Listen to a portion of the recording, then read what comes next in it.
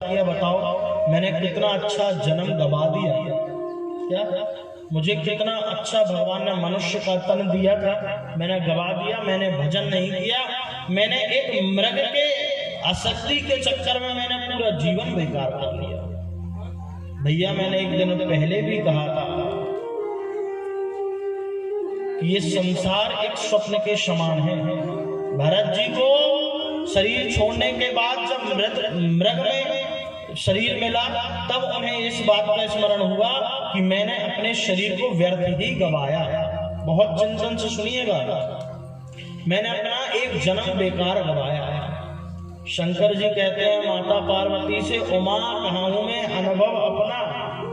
भगवान शंकर कहते हैं उमा कहाऊं मैं अनुभव अपना, शत हरि भजन जगत सब सपना।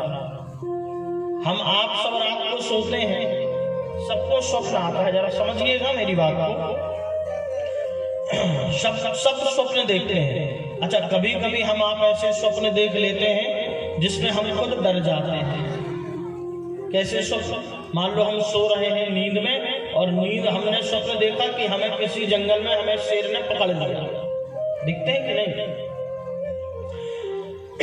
हमें किसी जंगल में शेर ने पकड़ लिया और जैसे ही शेर ने पकड़ा हमने बचाव करने के लिए अपनी पूरी ताकत लगाई और जब ताकत काम पे नहीं आई तो आंख खुल गई और जैसे ही आंख खुली तो पता चला भैया बच गए। आज हम स्वप्न देख रहे थे।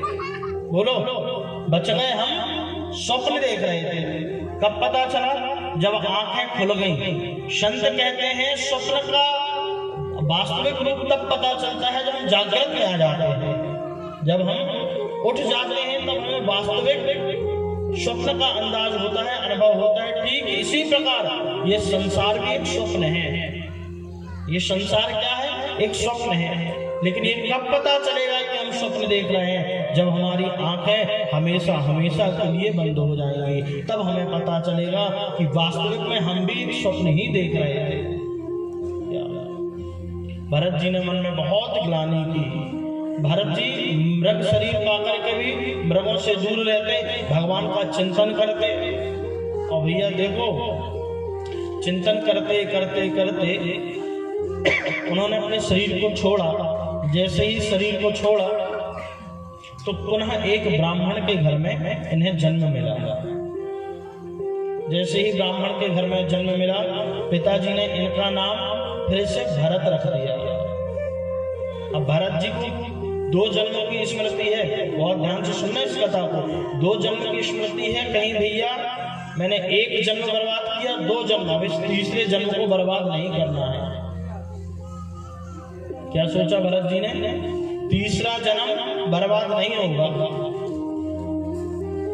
पिताजी बुलाते हैं, जरा गायत्री मंत्र सिखाते हैं। गायत्री मंत्र सिखाते सिखाते पिताजी खुद पूरे हो गए, लेकिन इन्होंने गायत्री मंत्र पढ़ के नहीं सुनाया। क्यों? आज पिताजी गायत्री मंत्र पढ़ाएंगे, कल कहेंगे जाओ सत्यनारायण की कथा करके आओ और फिर शादी होगी और फिर हम इस जंजाल में फंस जाएंगे। इसलिए भरत जी ने कहा इस सब चीजों से दूर रहना है। पिताजी के जाने के बाद भाइयों ने सबने मिल बांट के बंटवारा कर लिया। भरत जी को कुछ दिया नहीं। भरत जी ने मन में सोचा चलो अच्छा है, हमारा कुछ है नहीं तो हम किस चीज के लिए रोएं? क्या हमारा कुछ है नहीं तो हम किस चीज के लिए रोएं? चलो चल के एकांत में भजन करें। अब भाई भरत जी के भाई बहुत काम कराते, भरत जी से बहुत काम कराते और फिर कहते जाओ काम करो। भरत जी ठीक है, शांत स्वभाव के चले जाते, क्योंकि उन्हें पता है कि 2 बार इस मन को इस संसार में लगाया है। 2 बार इस मन को इस संसार में लगाया है तो कुछ नहीं मिला है। क्या? इसलिए मन को समझाते हैं, मन चिंता मत करना, 2 जन्म बेकार हुए हैं, तीसरा जन्म बेकार नहीं होने देंगे। भरत जी अपने मन को समझाते हैं। क्या? एक भक्त ने तो कहा भैया हम आप भी अपने मन को समझाएं। कैसे? जरा सुनिए एक लाइन इसकी। मत होना मन बाबरे उदास। मन को समझाओ, क्या कहते हुए? मत होना मन बाबरे उदास, सांवरा जरूर आएगा। मत होना मन बाबरे उदास, ये सांवरा जरूर आएगा। मन में रखना विश्वास, हो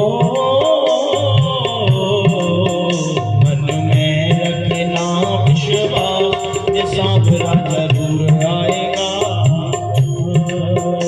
मन होना मन बाबरे उदास, ये सांवरा जरूर आएगा।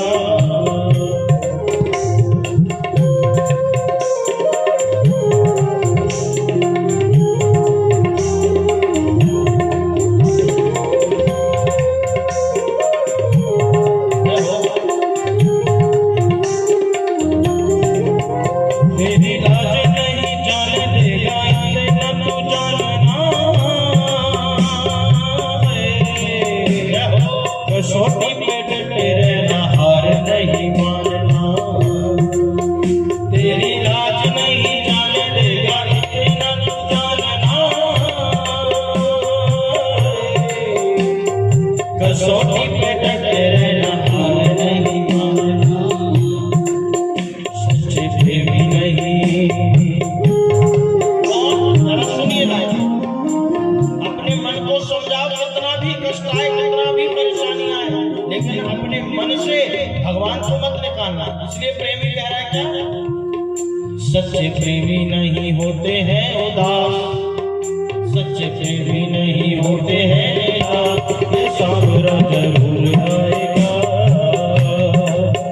मन में रखना विश्वास, ये सांवरा जरूर आएगा। मत होना मन बाबरे उदास, ये सांवरा जरूर आएगा। मन में रखना विश्वास, ये सांवरा जरूर आएगा। जरा प्रेम से मीठी मीठी ताली से बता सकते हैं।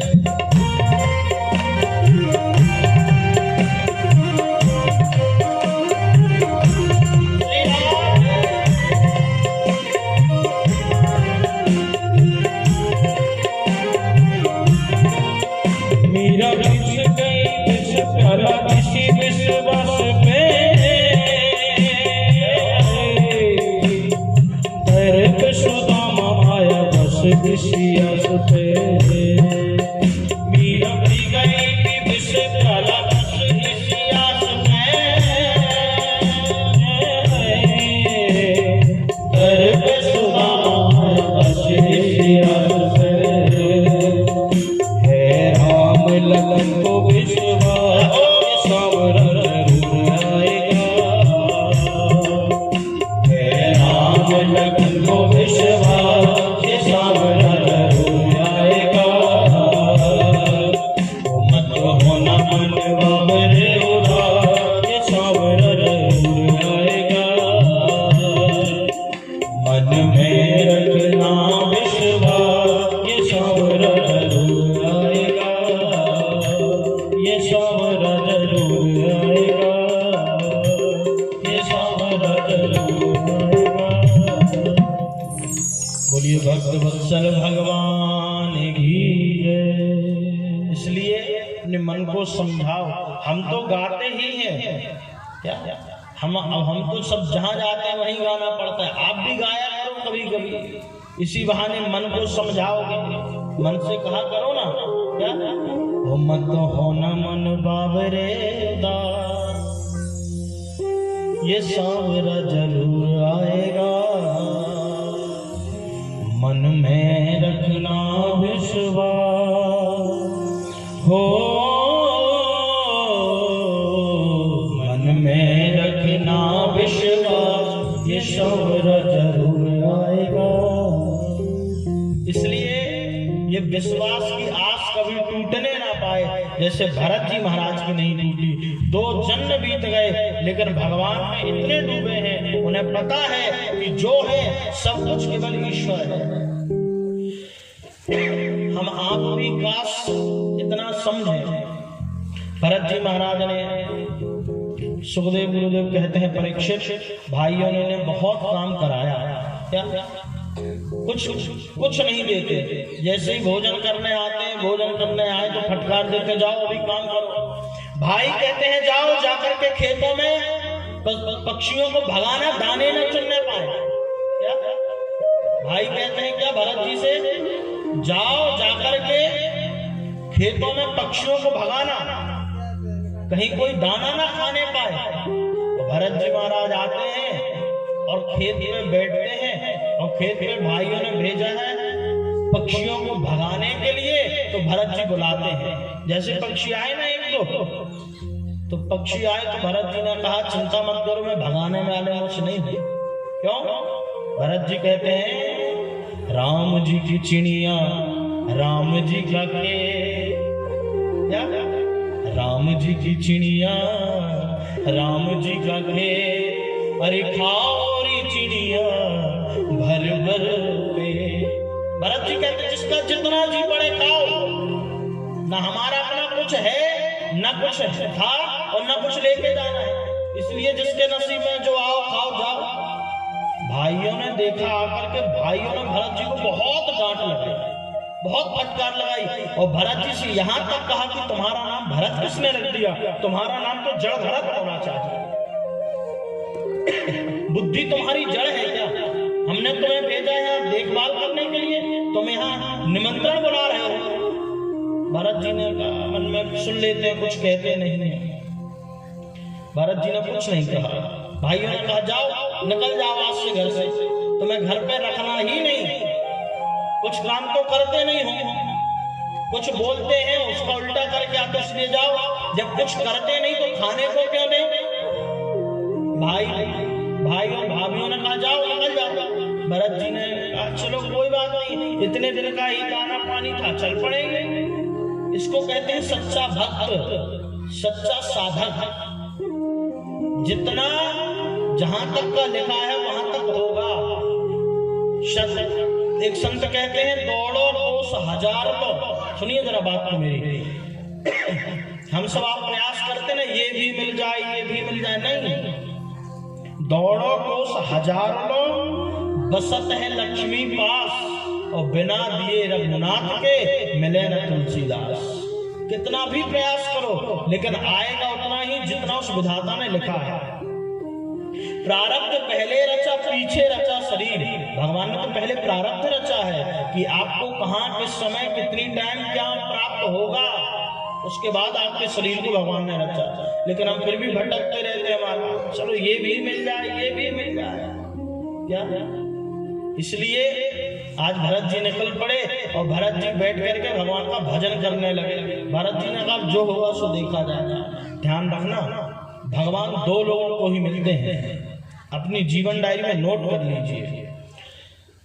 भगवान किसको नहीं मिलते पहले तो ये सुनो। मैंने आपको कहा था भगवान को कैसा व्यक्ति पसंद है, निर्मल मन जन सो मोहि पावा, मोह कपट छल छिद्र न भावा। भगवान को कपटी व्यक्ति बिल्कुल पसंद नहीं है, भगवान को तो निर्मल हृदय का व्यक्ति पसंद है। आप कभी वृंदावन जाओ ना, भगवान करे आप जल्दी पहुंचे वृंदावन। जब आप कभी वृंदावन जाना तो वृंदावन की दीवारों पर देखना भाई शब्द लिखा मिलेगा, पता क्या, भोली गोपी, क्या भोली गोपी राधे राधे। दीवारों पर वृंदावन जाइए, ये जाकर के अपनी आंखों से देखना, बड़ी सी दीवार पर लिखा होगा भोली गोपी राधे राधे। चालाक गोपी नहीं, भोली गोपी। हम जब भोले बनेंगे तब हमें भगवान की प्राप्ति होगी। भगवान कहते हैं निर्मल मन जन सो मोहि पावा, मोह कपट छल छिद्र न भावा। कपटी को नहीं, जिसके मन में कुछ और, दिल में कुछ और, वाणी में कुछ और, कर्म में कुछ और, उसको भगवान कभी नहीं मिलेगा। क्या दो लोगों को ईश्वर मिलता है बहुत शीघ्र। किसको? आइए सुनिए जरा। या तो भगवान परमहंस को मिलेगा जो वास्तविक में परमहंस हैं, संत हैं। क्या भगवान या तो परमहंस को मिलेगा या तो दूसरा भगवान मिलेगा बिल्कुल मूर्ख को, बिल्कुल मूर्ख व्यक्ति जिसको तनिक भी ज्ञान नहीं है कि ये क्या है ये क्या नहीं है। जो बिल्कुल मूर्ख हो, बिल्कुल सब साधनों से शून्य हो, उसको ईश्वर मिलेगा। या तो मूर्ख को या तो परमहंस को। मैं अक्सर एक कथा सुनाता हूं कि किसी घर में एक बालक ने जन्म लिया, जरा सुनिएगा। उस बालक ने जन्म लिया, धीरे धीरे बड़ा हुआ, कोई गुण नहीं था। कोई गुण इसलिए नहीं था कि बुद्धि उसके पास बहुत कम थी। पिताजी कुछ कहते कुछ करता,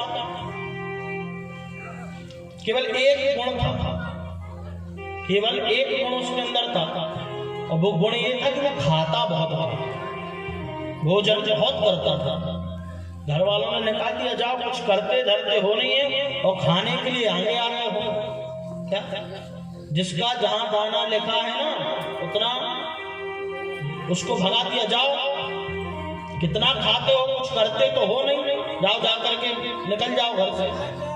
अच्छा, किसी ने कहा भैया, किसी संत से किसी ने कहा ये बहुत खाता है। संत ने कहा चिंता मत करो, ये इतना ही खाता है जितना उसका खाता है, जितना उसके खाते पे लिखा हुआ वो उतना ही खाता है, उससे अधिक नहीं खाता है। बहुत खाता महाराज, इतना भोजन करता।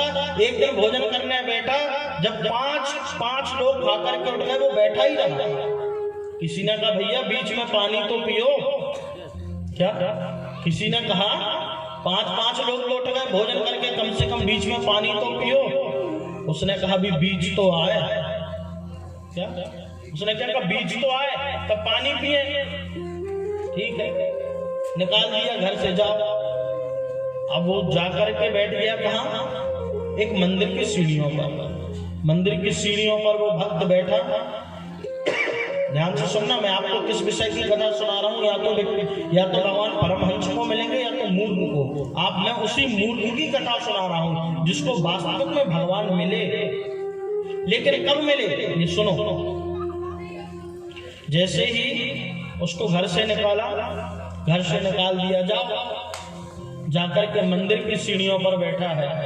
मंदिर की सीढ़ियों में जाकर के बैठा और देखा कि जब कोई नहीं मिला तो कुछ संत आ रहे थे।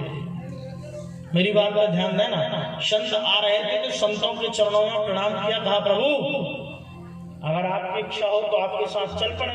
कहाँ? बोले जहां आप रहते हो आश्रम में। बोले हाँ चल पड़ो, बिल्कुल चल पड़ो। बोले लेकिन प्रभु एक समस्या है। क्या समस्या है? बोले भोजन मिलेगा। भाई भोजन, जो ज्यादा भोजन करेगा उसको भोजन की चिंता। उसने कहा संत से, उसने कहा कि भोजन मिलेगा। बोले बिल्कुल मिलेगा भोजन। बोले 3 टाइम भोजन होता है हमारे आश्रम में, बिल्कुल आराम से करो। बोले अच्छा 3 टाइम होता तो तीनों टाइम में बैठ सकता हूँ पंगत में? संत ने कहा हाँ पूछने वाली बात है, बिल्कुल तीनों टाइम बैठो। ठीक है, गया। जरा ध्यान से सुनना, वो गया और जाकर के रोज बढ़िया आराम से आश्रम में बैठता और भोजन करता और कोई काम नहीं, केवल खाता। एक ही काम था, केवल भोजन करता था। अच्छा एक दिन हुआ क्या, जैसे ही सुबह सोकर के उठा वो भक्त, जैसे ही सोकर के उठा तो रसोई में गया भंडारी की तरफ। कुछ आवाज भूख लगाई, मिल जाए कुछ। जाकर के देखा, जब कुछ नहीं मिला तो भंडारी जी से पूछा, भंडारी जी आज कुछ बनेगा नहीं क्या? भंडारी जी ने कहा आपको पता नहीं क्या? बोले आज तो एकादशी है। अब उसने अपने सर पे रखा, हाँ आज एकादशी है। फिर बोले आज तो कुछ नहीं मिलेगा, आज सब व्रत रहते हैं आश्रम में। बोले अच्छा आश्रम में सब व्रत रहते हैं तो क्या मुझे भी रहना पड़ेगा? हाँ जब सब रहते हैं तो आपको भी रहना पड़ेगा। ठीक है। उसने कहा लेकिन अगर आज मैंने एकादशी का व्रत रख लिया तो कल की द्वादशी में नहीं देख पाऊंगा। अगर मैंने आज एकादशी का व्रत कर लिया तो कल की भूख सहनी नहीं होगी। गए महंत के पास, जो वहां के महंत थे, कहा गुरुजी आज एकादशी है, ऐसा पता नहीं था और आपके यहाँ भोजन प्रसाद कुछ बना नहीं। गुरुजी ने कहा पता नहीं। बोले नहीं। बोले फिर? बोले गुरुजी कुछ तो मेरे लिए करिए, आप मेरी जरा मजबूरी समझिए। गुरुजी ने कहा ठीक है। गुरु ने भंडारी को बुलाया, कहा एक काम करो, इसको 2-3 सेर आटा और ये सब कच्चा दे दो तो जाकर के दूर जाना जंगल में, और जंगल में बना लोगे भोजन की? नहीं। उसने कहा मरता क्या ना करता, बना लेंगे, जैसा बनेगा बनाएंगे। ठीक है।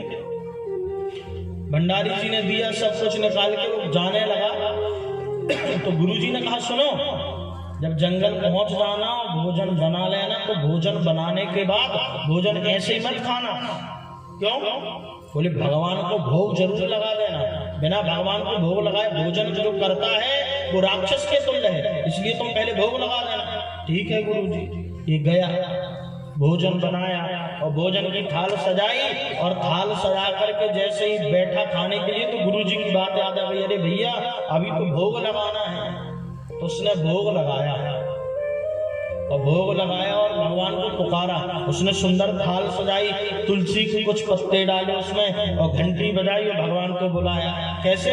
राजा राम आइए, प्रभु राम आइए, मेरे भोजन का भोग लगाइए, मेरे भोजन का भोग लगाइए। ओ राजा राम आइए, प्रभु राम आइए, मेरे भोजन का भोग लगाइए, मेरे भोजन का भोग लगाइए। ओ राजा राम आइए, मेरे राम आइए, भोजन का भोग लगाइए, भोजन का भोग लगाइए। जैसे ही भक्त ने पुकार लगाई, भगवान को भोग लगाया तो पुकारा। गुरुजी ने कहा था कि भगवान को जब तक भोग मत लगा देना तब तक पाना मत। भक्त ने बुलाया, भगवान नहीं आए। उसने कहा इस भूल में मत रहना, भगवान से कह रहा है, इस भूल में मत रहना कि मंदिरों में कुछ मिलेगा, मैं वहीं से भूखा आया हूँ। क्या? आज मनी अरघाना आरती यहाँ यही मेहमानी, आज मनी अरघाना आरती यहाँ यही मेहमानी। सूखी रोटी खाओ प्रेम से पियो नदी का पानी, सूखी रोटी खाओ प्रेम से पियो नदी का पानी। राजा राम आइए, प्रभु राम आइए, मेरे भोजन का भोग लगाइए, भोजन का भोग लगाइए। जैसे ही भक्त ने आवाज लगाई, पुकार लगाई, बुला क्या रहा है? भगवान राम को बुला रहा है। जरा सुनिए ध्यान से, उसका विश्वास देखिए भक्त का। उसने किसको बुलाया? राजा राम आइए। जैसे ही पुकार लगाई और जैसे ही भगवान ने पुकार सुनी कि बहुत देर से भक्त बुला रहा है, तो भगवान राम और माता जानकी उसी जंगल में प्रकट हो गए। सबने जय जयकार की है। बोलिए राजा रामचंद्र भगवान की। जैसे ही भगवान प्रकट हुए, भगवान राम और माता जानकी, तो इस भक्त का मुख उतर गया, चेहरा उतर गया। इसने देखा मैंने एक को बुलाया और ये दो आ गए, अब अगर यही भोजन करेंगे तो फिर मुझे क्या बचेगा? सुनिए जरा ध्यान से, अगर यही भोजन करेंगे तो फिर मुझे क्या बचेगा? लेकिन उसने कहा चलो बहुत सुंदर दिख रहे हैं, बड़ी बड़ी आंखें हैं, आंखों में कजरा है, बहुत सुंदर स्वरूप है इनका, तो चलो इनको भोजन कराते हैं। तो उनने माता जानकी को और भगवान राम को बहुत अच्छे से भोजन कराया। और जब भगवान भोजन करने बैठे ना, भगवान राम और जानकी, तो जब भोजन करा तो उनके चेहरे को देख रहा है टुकुर टुकुर, कुछ बचने देना, भूख लगी है। क्या भक्त ने कहा कुछ बचने देना, पूरा मत खा के चले जाना, वरना गुरुजी को मुझे गवाही देनी पड़ेगी, सफाई देनी पड़ेगी। भगवान मन की बात समझ गए और भगवान ने कुछ बचाया थोड़ा सा। जब थोड़ा सा बचाया तो भक्त ने पाया, भगवान बैठे रहे। भक्त ने पाया, भगवान जाने लगे तो भगवान ने भक्त से कहा क्या बात है, उदास क्यों? बोले उदास इसलिए है कि पूरी नहीं तो आधी एकादशी तो आपने करा ही थी। क्या पूरी नहीं तो आधी एकादशी तो आपने करा ही थी। भगवान ने कहा चलो कोई बात नहीं। बोले वो तो ठीक है, लेकिन ये बताओ अगली बार फिर से एकादशी आएगी और मैं फिर से आऊंगा। अगली बार एकादशी फिर से आएगी और मैं फिर से आऊंगा, तो अब ये बता के जाओ कि कितने लोग आओगे। उस हिसाब से फिर मैं गुरु जी से लेकर के आऊंगा। भगवान मुस्कुराए, भगवान भी कौतुकी है, भगवान मुस्कुराए, भगवान अंतर ध्यान हो गए। भक्त गया, भक्त ने गुरु जी से कुछ बताया नहीं, उसने सोचा ऐसे ही भगवान आते होंगे, क्योंकि गुरु जी ने तो कहा था भोग लगा के पाना। उसने कहा चलो क्या बताना है गुरु जी को। कुछ दिन व्यतीत हुए, उसके बाद एकादशी पुनः आ गई, और जैसे ही पुनः एकादशी आई ना, तो वो भक्त फिर से गया गुरु जी के पास। गुरु जी क्या बात है? बोले गुरु जी निवेदन ये है कि थोड़ा सा आप सामग्री को बढ़वाइए। गुरु जी ने कहा क्या बढ़वाए? बोले गुरु जी परेशानी है। गुरु जी ने कहा चलो कोई बात नहीं, भूखा रह जाता होगा इसलिए सामग्री बढ़वा। और सामग्री बढ़वाई, पहुंचा जंगल लेकर के। उसने जंगल में जाकर के पुनः भोग लगाया, भोजन बनाया, भोग लगाया, फिर से पुकार लगाई। पहले पुकार रहा था राजा राम आइए, अब क्या पुकार रहा है?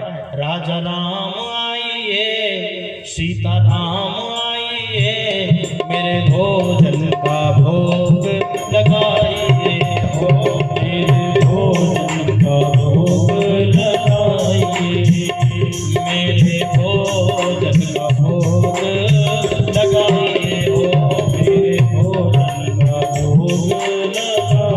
और जैसे ही भक्त ने प्रार्थना की, अब की बार भगवान राम, लक्ष्मण और माता जानकी तीनों प्रकट हुए। उसने खोपड़ी पर रखा, फिर हाथ अपने सर पर, और फिर उदास होकर बैठ गया। भगवान ने कहा क्या बात है? बोले ना रंग मिलता है ना स्वभाव मिलता है, ये किसको पकड़ के ले आया? मैंने आपसे कहा था ना जाने से पहले बताना कितने लोग आएंगे। एक को बुलाओ तो दो आते हैं, दो को बुलाओ तो फिर तीन आ गए, मैं क्या भोजन करूंगा? भगवान मुस्कुराए, भगवान भी आनंद लेते हैं भक्त का। भगवान मुस्कुराए, भगवान ने भोजन किया, सब कुछ किया। उसके बाद भगवान जाने लगे तो फिर से भक्त ने पूछा कि प्रभु निवेदन है, इस बार बता दो आप कितने आओगे? भगवान कुछ नहीं बताया। भगवान फिर अंदर जा रहे। फिर से एकादशी आई, गुरु जी के पास गया। गुरु जी बोलो क्या बात है? बोले अब इस बार हम नहीं जाएंगे। गुरु जी ने कहा ये तो आश्चर्य वाली बात है, जो तीन पंक्तों का भोजन करे भूख नहीं लगी। बोले गुरु जी भूख तो बहुत लगी, लेकिन कुछ बचे भी तो, मतलब बोले एक को बुलाओ तो दो आते हैं, दो को बुलाओ तो चार आते हैं। गुरु जी ने कहा लगता है बेचारा बहुत भूखा रह जाता है, भंडारी किसी का और सामग्री दे दो, और सामग्री दे दी। गुरु जी ने सामग्री और दी, और गुरु जी ने मन में विचार किया आज इसका पीछा करेंगे, देखे आप इतनी सामग्री का ये करता क्या? गया भक्त जंगल, और जंगल में जाकर के उसने फिर से पुकार लगाई। आइए हम आप भी एक बार पुकार लगाएं उसको। अब क्या बुला रहा है? राजा राम आइए, सीता राम आइए, मेरे भोजन का भोग लगाइए, राजा राम आइए, सीता राम आइए, मेरे भोजन का भोग लगाइए, हो मेरे भोजन का भोग लगाइए, हो मेरे भोजन का भोग लगाइए। और जब जंगल में भक्त ने कीनी करुण पुकार, कहाँ जंगल में प्रकट हुआ दिव्य राम दरबार। बोलिए राजा रामचंद्र भगवान की जय। जैसे ही भक्त ने पुकार लगाई तो अब के बार भगवान अकेले नहीं आए, भगवान आए राम लक्ष्मण भरत शत्रुघ्न और हनुमान जी को भी लेकर के आए।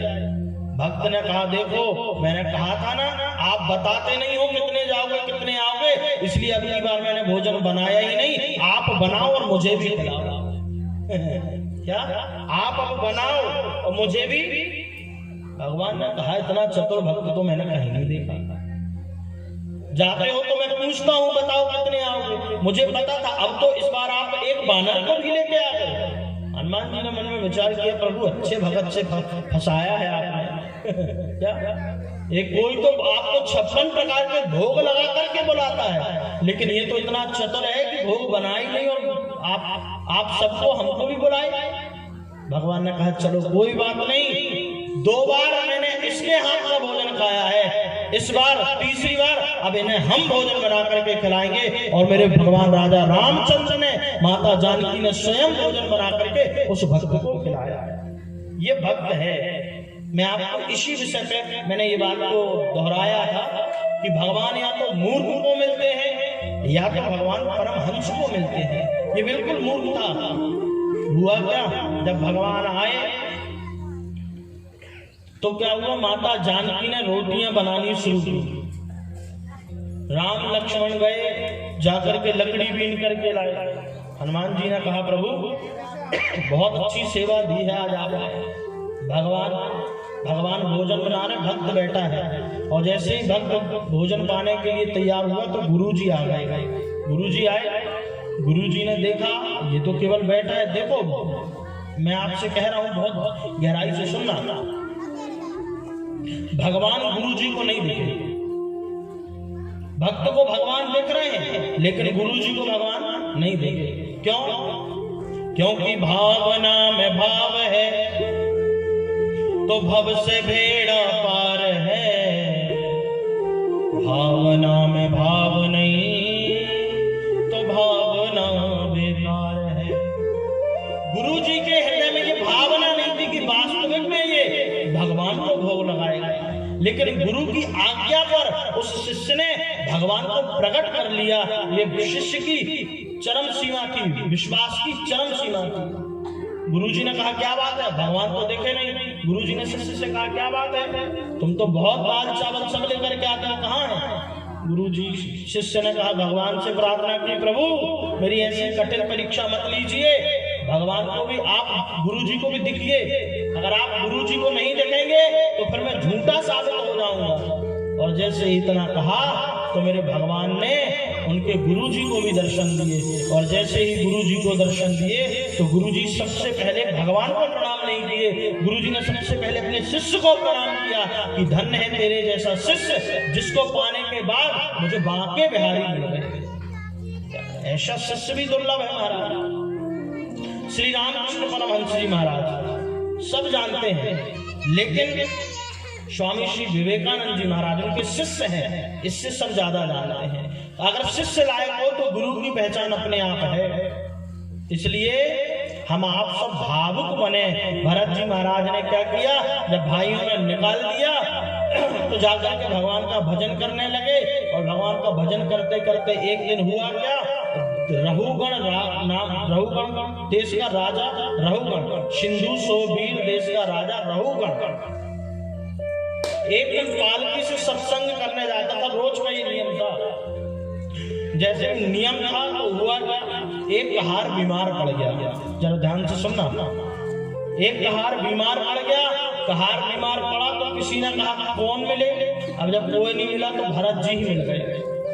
भरत जी महाराज बैठ करके भगवान का भजन कर रहे थे। जब सैनिकों को कोई नहीं मिला तो भरत जी मिल गए। और भरत जी मिले तो भरत जी को ले गए। भरत जी ने कहा चलो कोई बात नहीं, अब जो जहां ले जाए जैसा करे जो ठीक है, सब अच्छा है। कई लोग होते ना जो होगा तो सब अच्छा होगा बिहारी जी की कृपा से। कई विश्वास होता है जो अच्छा हो चाहे बुरा हो सब मेरे भगवान कर रहे हैं। इसलिए भरत जी महाराज उन कहारों के साथ चल पड़े और पालकी उठवाई जिसमें रहुगण बैठा है। जरा ध्यान से सुनिए। पहले के लोग, पहले के राजा महाराज पालकी में चलते थे। रहुगण पालकी पे बैठा, 4 कहार, भरत जी भी कहार बन करके भरत जी ने पालकी उठाई।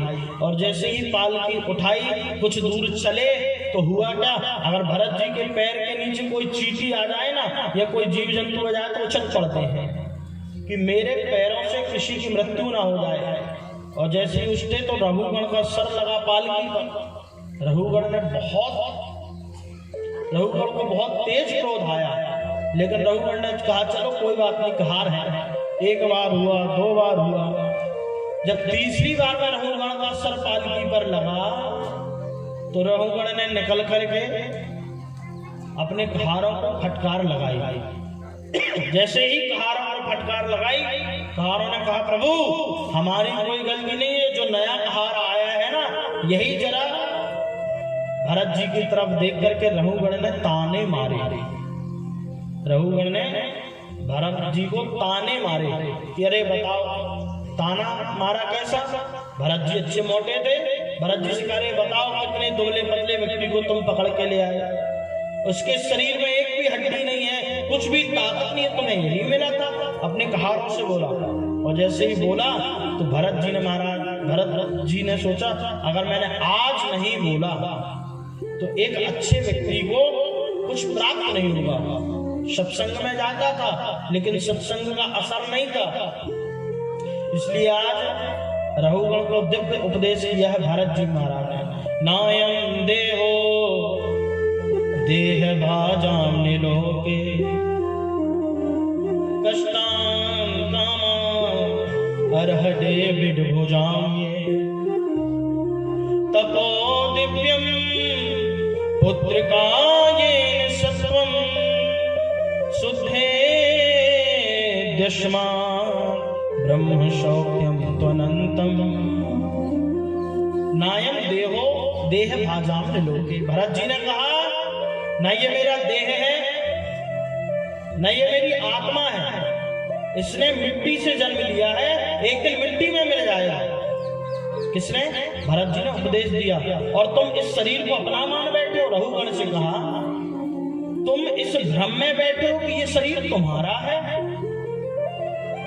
हम आप भी कुछ रघुगण की तरह हैं जिन्होंने इस शरीर को अपना मान लिया है। क्या ये हमारा है नहीं?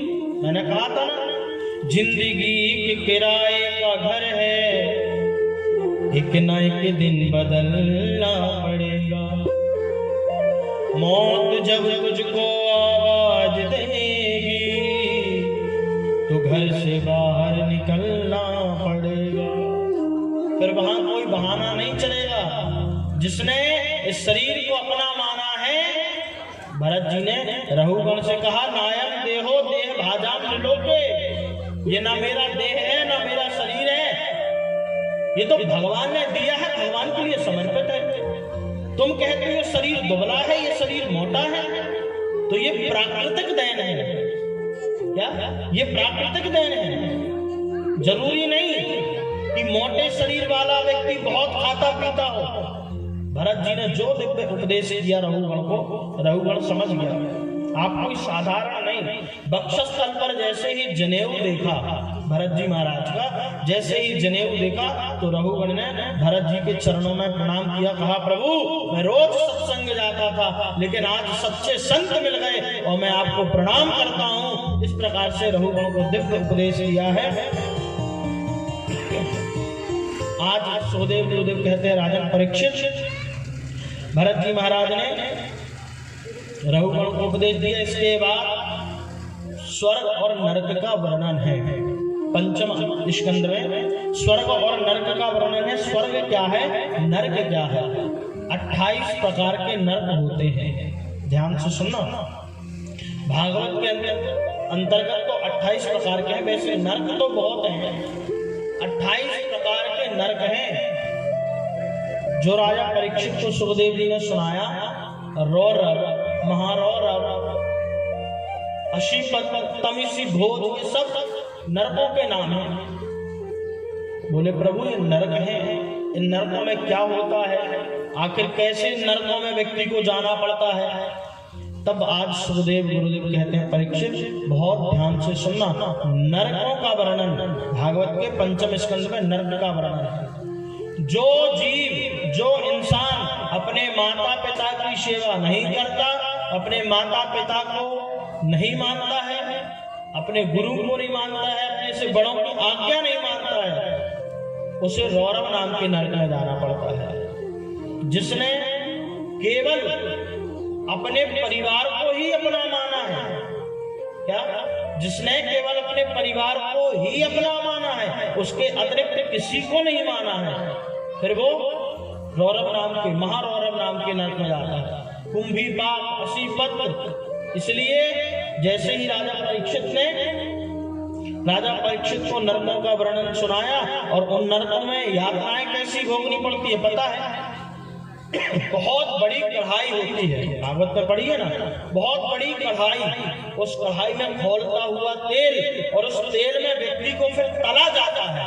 जो पाप करते हैं ना इस संसार में रह करके, जो कथा सुनने के बाद भी पाप से नहीं बचते, क्यों? कथा सुन करके पाप ना करने का हम संकल्प लें। पहले पाप पश्चाताप। अगर पाप हो जाए तो कोई बात नहीं, ये शरीर जो मिला है मनुष्य तन है, और ये मनुष्य गलती का पुतला है जो अक्सर होती है, लेकिन इसका एक फॉर्मूला है, पहले पाप अगर हो जाए उसके बाद पश्चाताप करिए।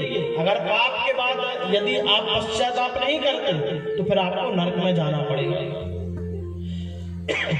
जो इस प्रकार से नरकों का वर्णन सुनाया महाराज, परीक्षित कांप गए, प्रभु इतने भयंकर नरक हैं?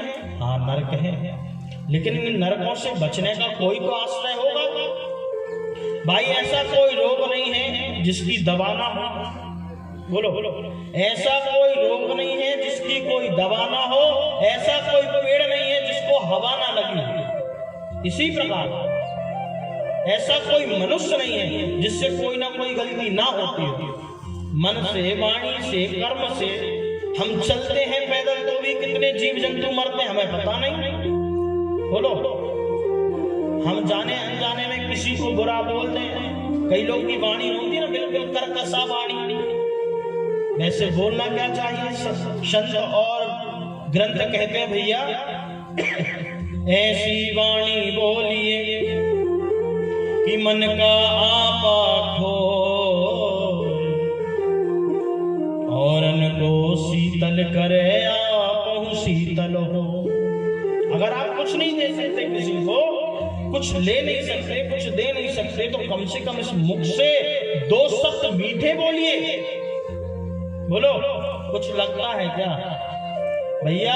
मीठा बोलने वाला व्यक्ति अगर बाजार में जाकर मिर्च की दुकान लगाए तो उसकी मिर्च बिक जाएंगी, और तीखा बोलने वाला व्यक्ति बाजार में जाकर के मिठाई की दुकान भी लगाए तो उसकी मिठाई नहीं बिकने वाली।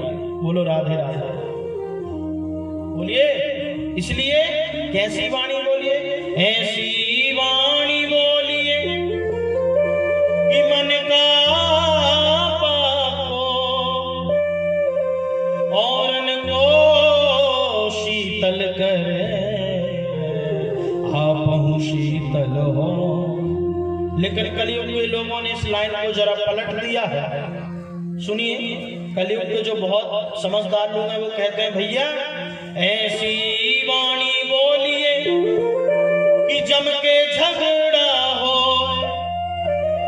कैसी? ऐसी वाणी बोलिए कि जम के झगड़ा हो, और आप उससे मत झगड़िए जो आपसे तगड़ा हो। बोल वृंदावन बिहारी लाल की। तो हमें कैसी वाणी बोलना है भैया? ऐसी वाणी बोलिए कि मन का पाको। कुछ लगता नहीं, कुछ भी नहीं लगता है।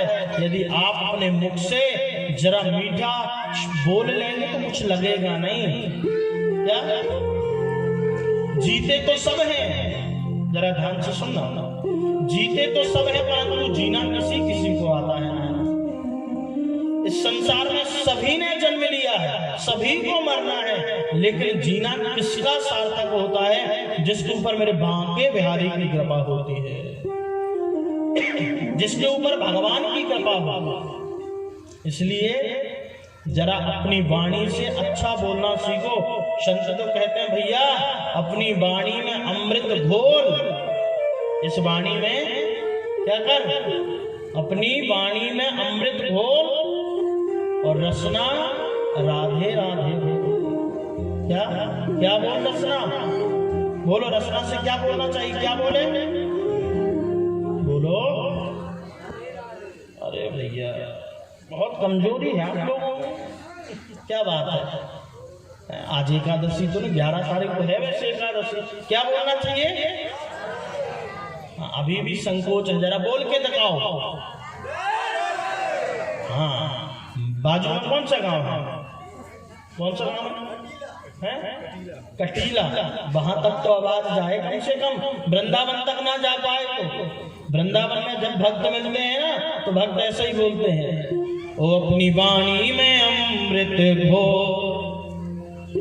क्या इस वाणी में अमृत भो, और क्या बोल, रसना राधे राधे बोलो, रसना राधे राधे बोलो, रसना राधे राधे बोलो, रसना राधे राधे बोलो।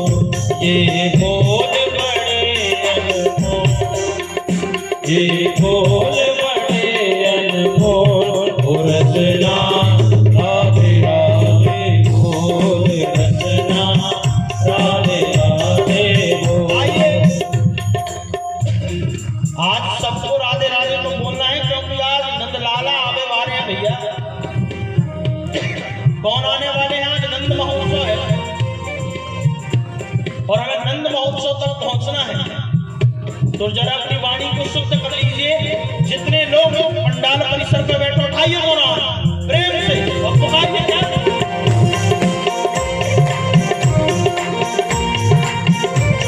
श्री राधे।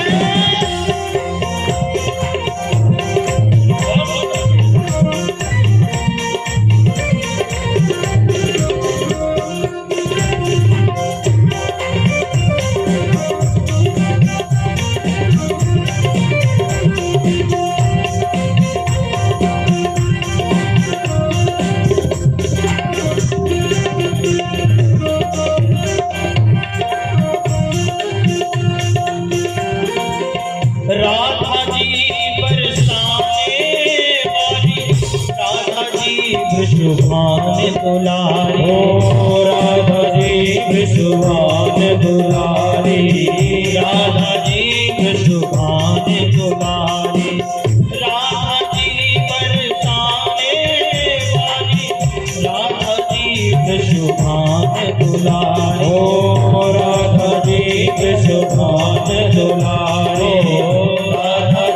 विश्वान दुलारी। दो अक्षर आधार जगत में, दो अक्षर आधार जगत में, ये अक्षर अनमोल, रसना राधे राधे बोल, रसना राधे राधे बोल। तो अपनी वाणी में अमृत घोल, अपनी वाणी में अमृत घोल, रसना राधे राधे बोल, रसना राधे राधे। प्रेम से गाते हुए, प्रेम से कहिए बांके बिहारी लाल की।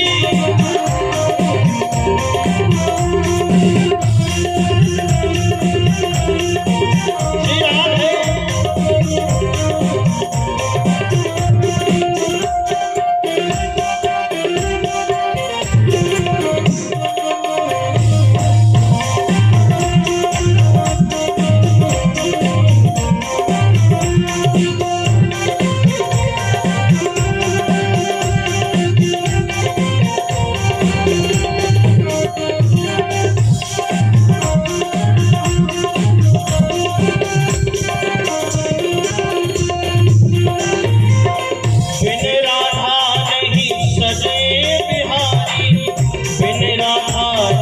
मिले बनवारी, बिन राधा नहीं मिले बनवारी। जरा सुनिए इस लाइन को, बिना राधा रानी के नाम का गायन ये बिहारी जी नहीं मिलेंगे। ध्यान रखना, जितने लोग बैठे जरा सुनो ध्यान से। आप अगर अपनी जिह्वा से राधा रानी के नाम को नहीं गाओगे तो बिहारी जी मिलेंगे ही नहीं। क्यों? बिन राधा नहीं सजे बिहारी, बिन राधा नहीं मिले बनवारी, बिन राधा नहीं मिले बनवारी, बिन राधा नहीं मिले बनवारी। उनके चरण पकड़ ले नादा, उनके चरण पकड़ ले नादा, भटक न डर दर डोल रसना, राधे राधे बोल रसना, राधे राधे बोल। ये बोल बड़े अनमोल, ये बोल बड़े अनमोल रसना, राधे राधे बोल रसना, राधे राधे बोल रसना, राधे राधे बोल रसना, राधे राधे बोल रसना, राधे राधे बोल रसना, राधे राधे बोल रसना, राधे राधे बोल। बोलिए बांके बिहारी लाल की, श्री राधा रानी सरकार की। इसलिए अपनी वाणी में अमृत घोर, हरे रसना, राधे राधे बोल। क्यों भैया क्यों बोले, क्या मिलेगा इस राधा नाम से?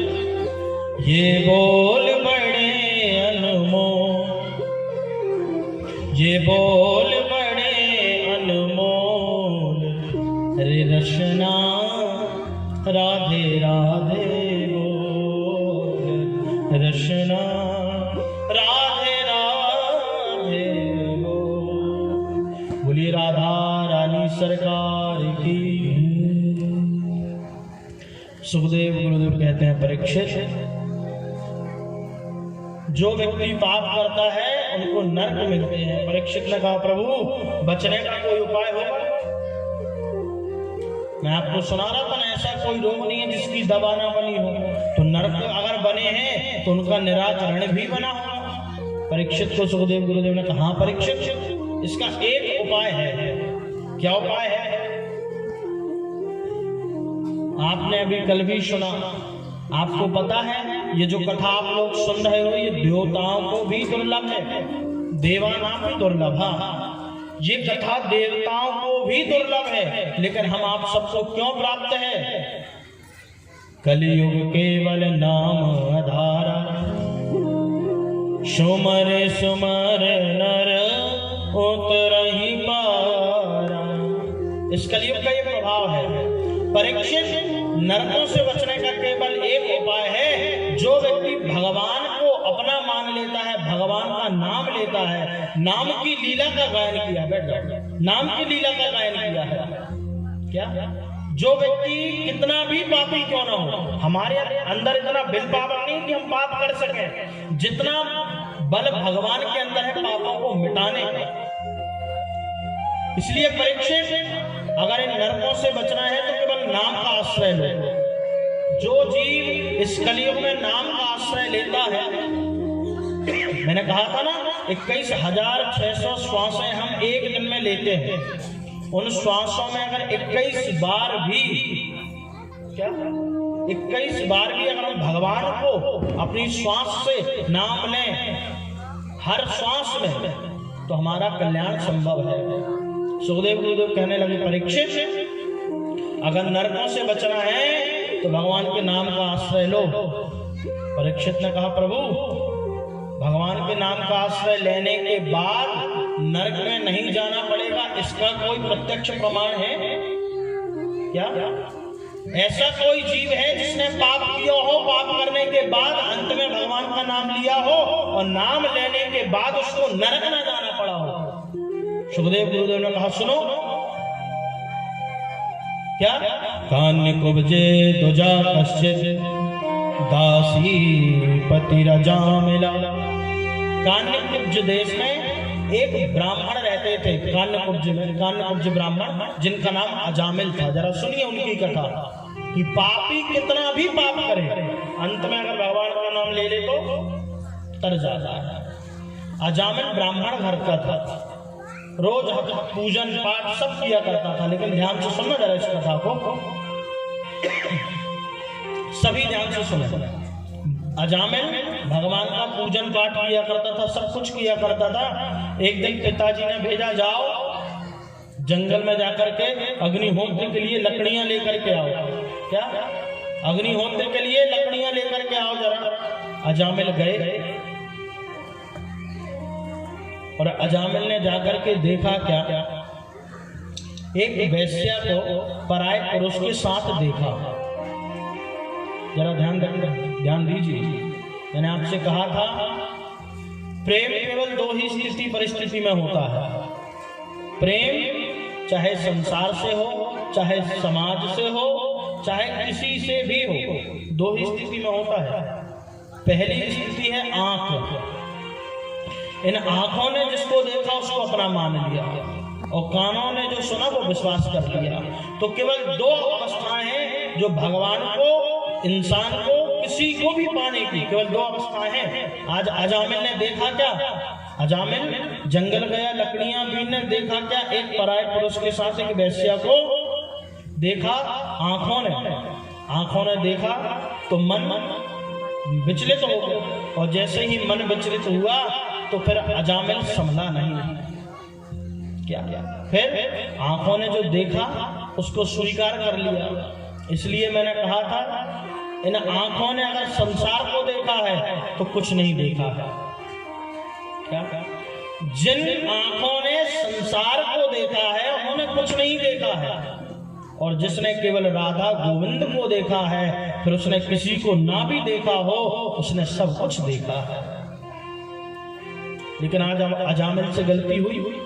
अजामिल जाकर के देखा आंखों से तो उसी वेश्या से उसको प्रेम हो गया।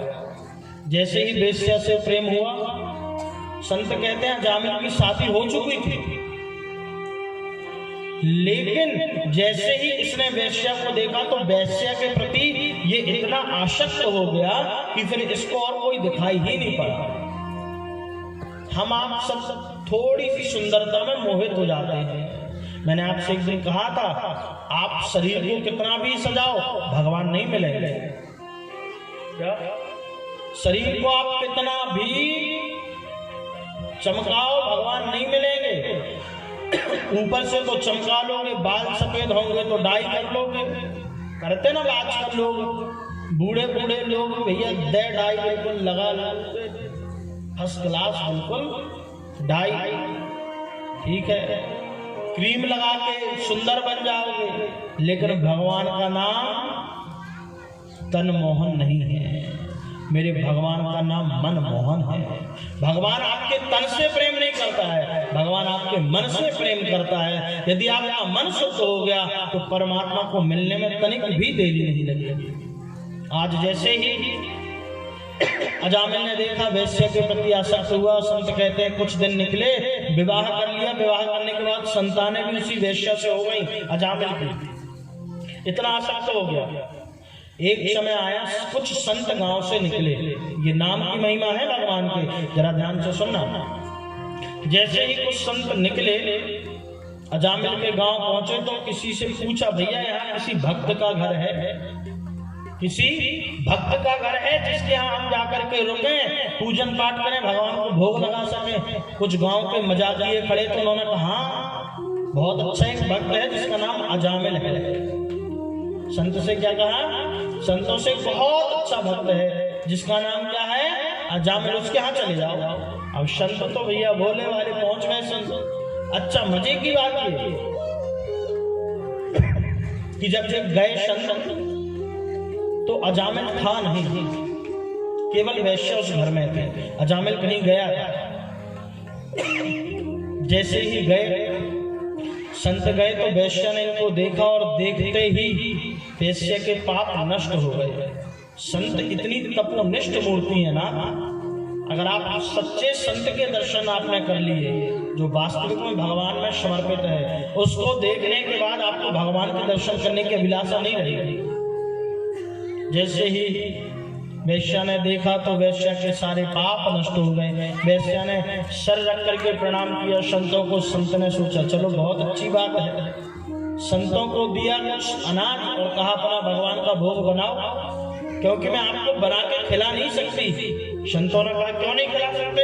बोले नहीं प्रभु, इस शरीर ने बहुत पाप किए हैं, इतने पाप किए हैं इस शरीर ने कि अगर मैंने आपको अनाज बना करके खिला दिया तो उन पापों में एक पाप और और चढ़ जाएगा, इसलिए हम आपको बरान को नहीं देंगे। संत ने कहा कोई बात नहीं। संतों ने अपने हाथ से भगवान को भोग बनाया, भोग लगा करके जैसे ही भजन करने बैठे तो भजन में मन ही नहीं लगा। किसी ने पूछा भैया क्यों नहीं लगा मन, संत तो भजन करने के लिए होते हैं। लेकिन देखिए मैंने कल कहा था जैसा खाओ अन्न वैसा बने मन। किसके यहाँ का अन्न खाया? अजामिल के यहाँ का, क्योंकि ये लूट करके आता था, धन लूट करके आता था, खाया भैया, इसलिए धन भी शुद्ध होता है। क्या धन कैसे शुद्ध होता है? किसी कुएं में अगर पानी भरा हो और आप उस कुएं का पानी ना निकालो तो क्या होगा? कुएं का पानी महकने लगेगा। ठीक इसी प्रकार अगर आप बहुत धनवान हैं, आपके पास भगवान ने आपको सब कुछ दिया है, तो आप दान करिए। क्या दान करने की आदत डालिए।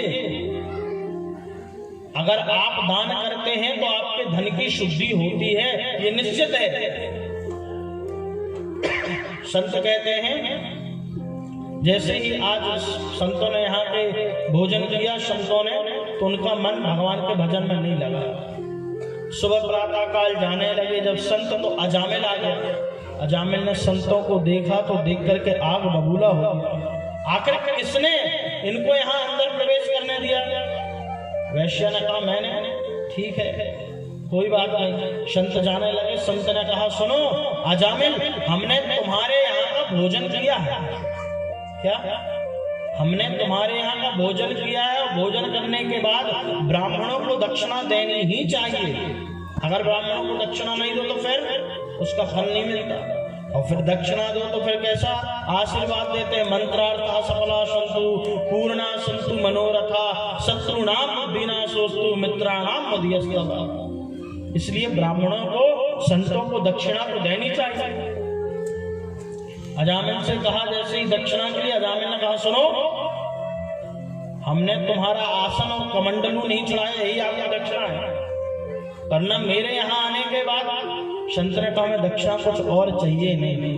फिर ऐसा करो, हम अपनी दिव्य दृष्टि से ये देख करके बताते हैं कि तुम्हारे होने वाला जो संतान है वो पुत्र होगा।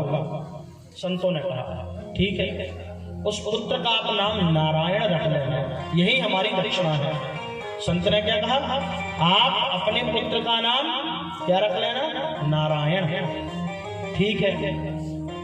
संत चले गए। कुछ दिन के बाद संतान हुई और पुत्र हुआ, तो उस बेटे का नाम संतों के कहने पर इसने नारायण ही रखा। बोलिए नारायण भगवान की। जैसे ही नारायण नाम रखा तो सबसे छोटा बेटा घर में सबसे छोटा बेटा, और सबसे छोटे बेटे पे माता पिता की कुछ ज्यादा आसक्ति होती है। क्या?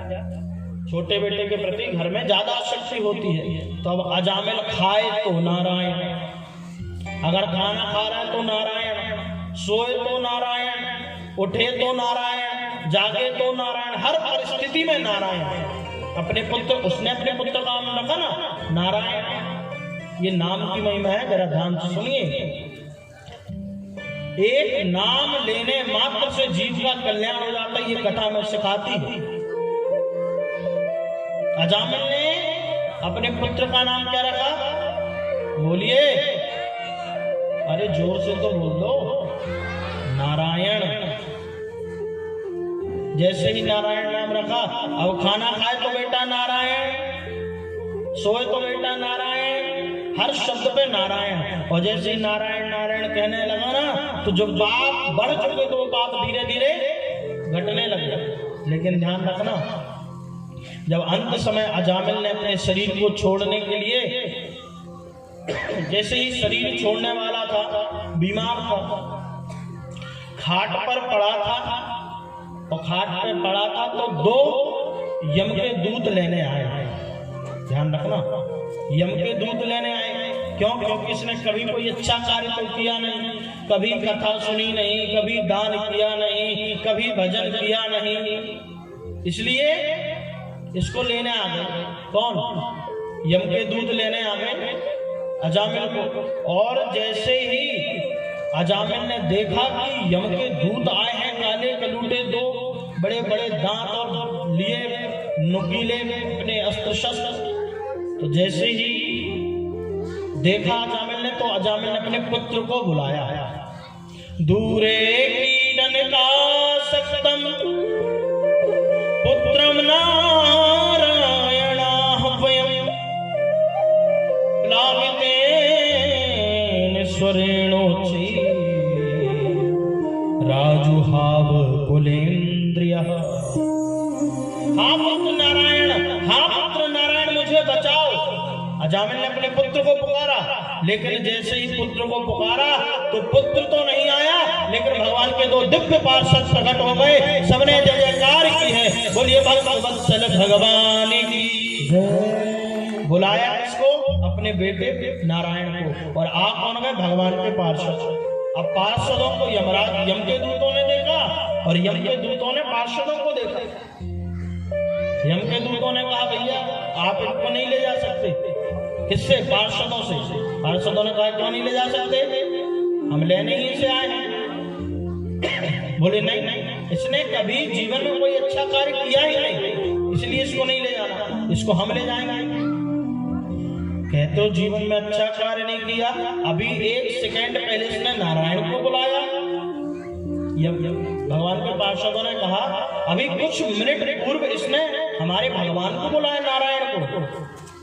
अब यमदूतों में और पार्षदों में झगड़ा होने लगा, इसको कौन लेकर के जाएगा। पार्षदों ने कहा सुनो, इसने नारायण को बुलाया। उन्होंने कहा आप बहुत बड़ी भूल में हैं। क्यों? इसने नारायण को नहीं बुलाया, इसने तो अपने पुत्र नारायण को बुलाया है। भगवान के पार्षदों ने कहा अच्छा एक बात बताओ, क्या? इसके पुत्र का नाम नारायण कब से है? बोले अभी कुछ 1 2 3 4 साल से। बोले बस? बोले हाँ। बोले हमारे भगवान का नाम नारायण जन्म जन्मांतर से चला आ रहा है, तो हम तो यही सोचेंगे कि हमारे नारायण को बुलाया है, और जिसने अंत समय भगवान को पुकारा हमें उसको यहाँ जाना पड़ता है, क्योंकि भगवान का आदेश है। और यम के दूतों को फटकार लगाई, यम के दूत ऊपर गए, यमराज से कहा महाराज हमें नौकरी से छुट्टी दे दो। क्या? हमें इस नौकरी से छुट्टी दे दो। क्यों नहीं करनी ऐसी नौकरी? क्यों नहीं करनी? बोले जिसको लेने जाओ वही नाम रख लेता है। अब ऐसे नाम रखेंगे तो फिर तो नर्क में ताला लग जाएगा। किसको लाएं? आप आज डिसाइड कर दो कि किसको पकड़ के लाएं और किसको पकड़ के ना लाएं। ध्यान से सुनिएगा जरा, किसको पकड़ के लाएं, किसको पकड़ के ना लाएं। यमराज ने कहा क्यों? बोले आज लेने गए थे तो उसने अपने पुत्र नारायण को बुलाया, और जैसे ही नारायण शब्द सुना तो यमराज ने कहा जरा धीरे बोलो, नरक में ताला लग जाएगा, सबके कान में नारायण नाम पहुंच गया, इसलिए किसको लाएं आप बताओ। तब आज यमराज ने कहा आप सबके लिए, हमारे सबके लिए बात जानने योग्य है। यमराज ने क्या कहा? किसको लाना चाहिए? जेहोवान भक्ति भगवत गुण नाम ध्येयम चेतश्चन स्मरति तत् चरणारविंदम। जिसके जिह्वा पर, शब्द सुनिए ना, जिह्वा न भक्ति भगवत गुण नाम ध्येयम। जिसके जीवन में जिह्वा पर भगवान का नाम नहीं आया उसको पकड़ के लाना। यमराज यमदूतों से क्या कह रहे हैं? जिसकी जिह्वा पर भगवान का नाम कभी नहीं आया उसको पकड़ के लाना। जिह्वा न भक्ति भगवत गुण नाम ध्येयम। जिसका ये मन रूपी मयूर बांके बिहारी के चरणों में नृत्य नहीं किया उसको पकड़ के लाना। जिह्वा न भक्ति भगवत गुण नाम ध्येयम चेतश्चन स्मरति तत् चरणारविंदम। जिन्होंने बांके बिहारी के चरणारविंदों में, जिसने कभी सर नहीं झुकाया, जिसने कभी गोविंद की सेवा नहीं की, उसको पकड़ के लाना और किसी को पकड़ के मत लाना। ये कौन कह रहा है? यमराज यमदूतों से। अब जैसे ही राजा परीक्षित ने सुना प्रभु इतनी बड़ी नाम की महिमा है, अजामिल ने भगवान को नहीं पुकारा, अपने पुत्र को पुकारा, भगवान के पार्षद लेने आ गए। हाँ नाम की महिमा ऐसी ही है। क्या और खास करके इस कलयुग में तो ये नाम की महिमा है ही। इस कलयुग में हम आप सब भजन नहीं कर सकते, 5-5 घंटे बैठ के भजन। अरे महाराज, अगर भजन करेंगे तो घर का काम काज कौन देखेगा? क्या अगर जब काम काज कोई नहीं देखेगा तो खाएंगे क्या? इसलिए अगर आप भगवान की पूजन नहीं करते हैं, आप भगवान को समय नहीं दे सकते हैं, तो आप किसी भी अवस्था में भगवान की पूजन कर सकते हैं। कैसे? क्या कैसे हम भगवान की पूजन किसी भी अवस्था में कर सकते हैं?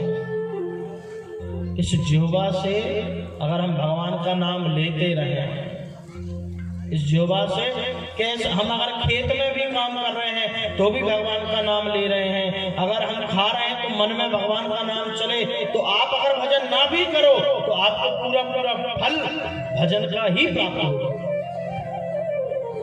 लेकिन ये आदत डालनी पड़ेगी। मन की तरंग मार लो बस, ये आदत सुधारो। क्या एक बहुत अच्छी पंक्ति है, जरा गुनगुनाइए, सुनिए कि आदत बुरी सुधार लो बस, हो गया भजन। आदत बुरी सुधार लो बस, बुरी आदतें छोड़ दो, बस हो गया भजन। दुनिया तुम्हें बुरा कहे पर तुम करो क्षमा, कितना भी कुछ कहे कोई, दुनिया तुम्हें बुरा कहे पर तुम करो क्षमा। मन की तरंग मार लो बस, हो गया भजन। अरे आदत बुरी सुधार लो बस, हो गया भजन।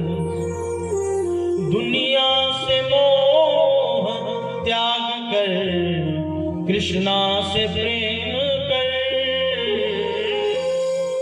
दुनिया से मोह त्याग कर, कृष्णा से प्रेम कर। उससे क्या होगा? उससे यह होगा कि हमारी आदत भजन करने की पड़ जाएगी। इसलिए तो लाइन कह रही है ना, आदत बुरी सुधार लो बस, हो गया भजन। आदत क्या है बुरी? अच्छा, खुद की आदत खुद को बुरी नहीं लगती महाराज, बोलो नहीं लगती, लेकिन सुधारिए। ये संकेत है भगवान के आने का, इसलिए ध्यान से सुनिए। क्या भगवान आने वाले हैं ना, तो यहाँ से संकेत मिल रहा है कि आने वाले हैं, जरा होशियार रहना। बस अभी 6 बजे देखो आपके यहाँ बिल्कुल आनंद मंगल सब होगा।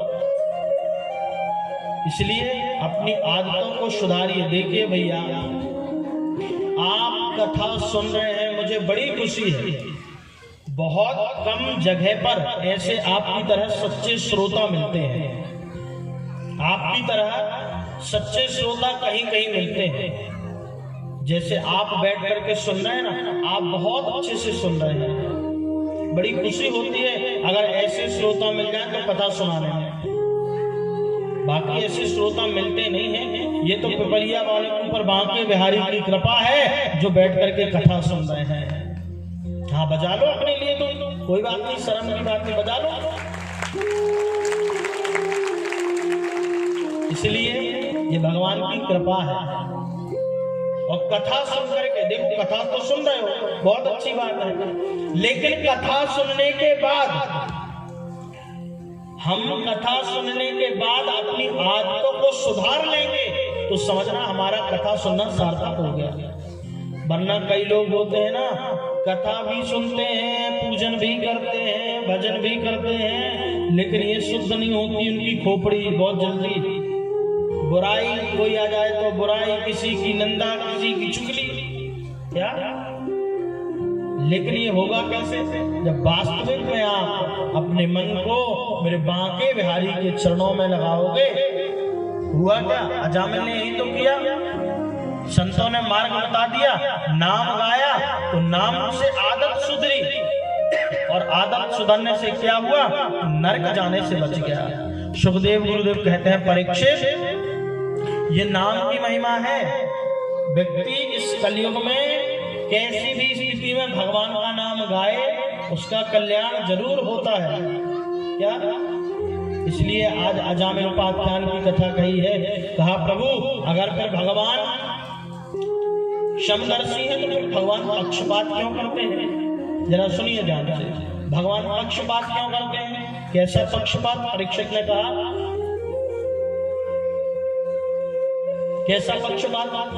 बोले राक्षसों को मारने तो भगवान अवतार लेकर के आ जाते हैं, और देवताओं को बचाने के लिए भगवान मोहिनी रूप रख करके भी देवताओं को बचा लेते हैं। सुखदेव गुरुदेव कहते हैं परीक्षित ये तुम्हारी भूल है, भगवान पक्षपात कभी नहीं करते। बोले क्यों नहीं करते भगवान पक्षपात? सुखदेव गुरुदेव कहते राजन तुमने प्रहलाद का नाम सुना? हाँ प्रभु प्रहलाद का नाम तो सुना। वो वही प्रहलाद ना जो राक्षस कुल में जन्मे थे लेकिन भगवान को उन्होंने पाया। बोले हाँ। अब बताओ प्रहलाद जी राक्षस कुल में जिन्होंने जन्म लिया उसको भी भगवान ने दर्शन दिया। जब भगवान वाराह ने हिरण्याक्ष को मारा ना, तो हिरण्याक्ष का भाई हिरण्यकश्यपु तपस्या करने चला गया। क्या? बहुत ध्यान से सुनना, नरसिंहावतार की कथा की ओर हम बढ़ रहे हैं। प्रेम से बोलिए बांके बिहारी लाल की। जब भगवान वाराह ने हिरण्याक्ष को मारा तो हिरण्यकश्यपु तपस्या करने गया, और इतनी तपस्या की कि ब्रह्मा जी को प्रकट किया। और ब्रह्मा जी जब प्रकट हुए तो ब्रह्मा जी से वरदान मांगा। ब्रह्मा जी से क्या वरदान मांगा? बोले प्रभु आप मुझे अमर कर दो। ब्रह्मा जी ने कहा अमर तो हम खुद भी नहीं है, आपको कहां से कर दें अमर? क्या? अमर तो हम स्वयं नहीं, आपको कहां से अमर कर दें? बोले ठीक है प्रभु फिर जो मैं मांगू सो दे देना। मांगो। और जो ब्रह्मा जी ने कहा मांगो, उसने ऐसी झड़ी लगाई मांगने की, न दिन में मरू, न रात में मरू, न ऊपर मरू, न नीचे मरू, न अस्त्र से मरू, न शस्त्र से मरू, जहां तक आपकी बनाई हुई सृष्टि में मैं किसी से न मरू।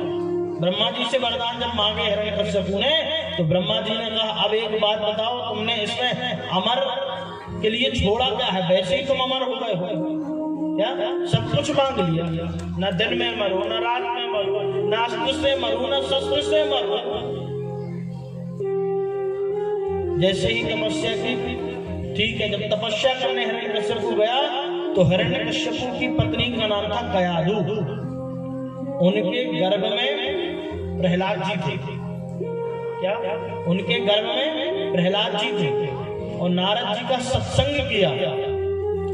तो गर्भ अवस्था में जो माँ सत्संग करती है उनके यहाँ प्रहलाद जैसे ही भक्त प्रकट होते हैं, ये प्रत्यक्ष प्रमाण है। क्या? माँ को क्या चाहिए जब माँ गर्भवती हो? तो माँ को चाहिए कि माँ को ज्यादा से ज्यादा भगवान का पूजन करना चाहिए, ज्यादा से ज्यादा भगवान की कथा सुननी चाहिए। लेकिन अब आजकल ये होता कम, आजकल तुम्हारा मोबाइल आ गया तो हैंड पूरी फंसी छुट्टी। बोलो आज का समय तो ऐसा ही है। लेकिन नहीं, हमारे देखिए पुराण में अपने बहुत अच्छे से मुझे याद है, जब मैं बहुत छोटा था, हम दोनों छोटे थे, तो हमारी जो दादी थी वो घर में जब झाड़ू लगाती थी ना आंगन में, तो आंगन में झाड़ू लगाते लगाते गाती रहती थी, गुनगुनाती रहती थी। लग झाड़ू रही है लेकिन चिंतन भगवान का चल रहा है। झाड़ू लगाती मेरी बस दादी नहीं, मैंने कई ऐसी माताओं को देखा है कि जिनका काम घर का होता है लेकिन नाम भगवान का निकलता है। क्या? पहले के लोग तो ऐसे ही किया करते थे, घर में झाड़ू लगाते थे और भगवान को पुकारते थे, कभी राम बन के कभी श्याम बन के चले आना, प्रभु जी चले आना। पुकारते थे कि नहीं? तो माँ को क्या चाहिए? जो माँ जब गर्भ में शिशु हो तो ज्यादा से ज्यादा कथा सुननी चाहिए, ज्यादा से ज्यादा भजन करना चाहिए। माता कयाधु ने किया क्या, नारद जी के साथ सत्संग किया और सत्संग का प्रभाव ये रहा कि उनके यहाँ भगवान के अनन्य भक्त प्रहलाद का जन्म हुआ है। बोलिए भक्तवत्सल भगवान की। जैसे ही प्रहलाद जी का जन्म हुआ, हिरण्यकश्यप तपस्या से लौट करके आया है। जैसे ही हिरण्यकश्यप तपस्या से लौट के आया तो प्रहलाद जी को उसने विद्यालय में पढ़ाई करने के लिए भेजा। दैत्य बालकों का एक अलग विद्यालय था, जाओ जाकर के पढ़ना। ठीक है, प्रहलाद जी को पिताजी ने भेज दिया संडामर्क जी के सानिध्य में कि जाओ इनको राक्षसी विद्या का अध्ययन कराओ। लेकिन प्रहलाद जी तो पहले से ही भगवान के चिंतन में डूबे थे, क्या पहले से ही गए अध्ययन करने लगे। कुछ दिन के बाद जब प्रहलाद जी आए तो प्रहलाद जी ने आकर के पिताजी को प्रणाम किया। पिताजी ने कहा, प्रहलाद तुम इतने दिन के बाद विद्यालय से आए हो, क्या पढ़ के आए हो, कुछ अच्छा सुनाओ। कहते ना जब बाहर बेटा जाता है तो मुझसे फोन ऑन करके पूछते भैया पढ़ाई लिखाई ठीक चल रही है। ऐसे ही जब प्रहलाद जी आए ना, तो प्रहलाद जी के आने के बाद हिरण्यकश्यप ने पूछा, बेटा तुमने क्या पढ़ाई की, तुमने क्या पढ़ाई की। प्रहलाद जी ने प्रणाम किया और कहा, पिताजी जिंदगी का सार केवल एक ही है, मैंने यही पढ़ाई की। हिरण्यकश्यप ने सोचा होगा कुछ मारने काटने का उपाय जो मैं भी नहीं सीख पाया हूँ, मुझे बताएगा। लेकिन ऐसा नहीं, रंग जब चढ़ गया सत्संग का तो मन कभी गलत विचार नहीं कर सकता। प्रहलाद जी ने कहा, पिताजी सबको सबसे मन हटा करके जो अपना मन नारायण में लगाता है उसको इसी काल में उसी शरीर में नारायण की प्राप्ति होती है। और जैसे ही नारायण शब्द सुना हिरण्यकश्यप तो आग बबूला हो गया। मेरे सामने मेरा दुश्मन का नाम लेते हो, क्योंकि हिरण्यकश्यप भगवान को अपना दुश्मन मानता था, क्योंकि 12 भगवान ने इसके भाई को मारा था। क्या तो मेरे सामने मेरे दुश्मन का नाम लेते हो। संडामर्क जी को बुलाया और गुरु जी को फटकार लगाई। क्या गुरु जी को फटकार लगाई, तुम ये पढ़ाते हो मेरे बालक को, मैंने तुम्हें क्या पढ़ाने बोला, तुम क्या पढ़ाते हो। कहा हुजूर आप माफ करिएगा, लेकिन जो आपने कहा वही हमने पढ़ाया। पहले गा यानी गणेश होता था, लोगों ने कहा सांप्रदायिकता फैलती है बंद करो, तो हमने गा यानी गधा पढ़ाना शुरू कर दिया। आप जो कहते हो वो करते हैं। संडामर्क जी को बहुत फटकार लगाया और कहा जाओ अब दोबारा ऐसा कोई नाम मेरे सामने नहीं लेना चाहिए, ऐसी विद्या सिखाओ। ठीक है, कुछ साल और गए। कुछ दिनों के बाद जब 1-2 साल के बाद पढ़ के आए तो हिरण्यकश्यप खुश होकर के बालक को प्रहलाद जी को गोद में उठाए।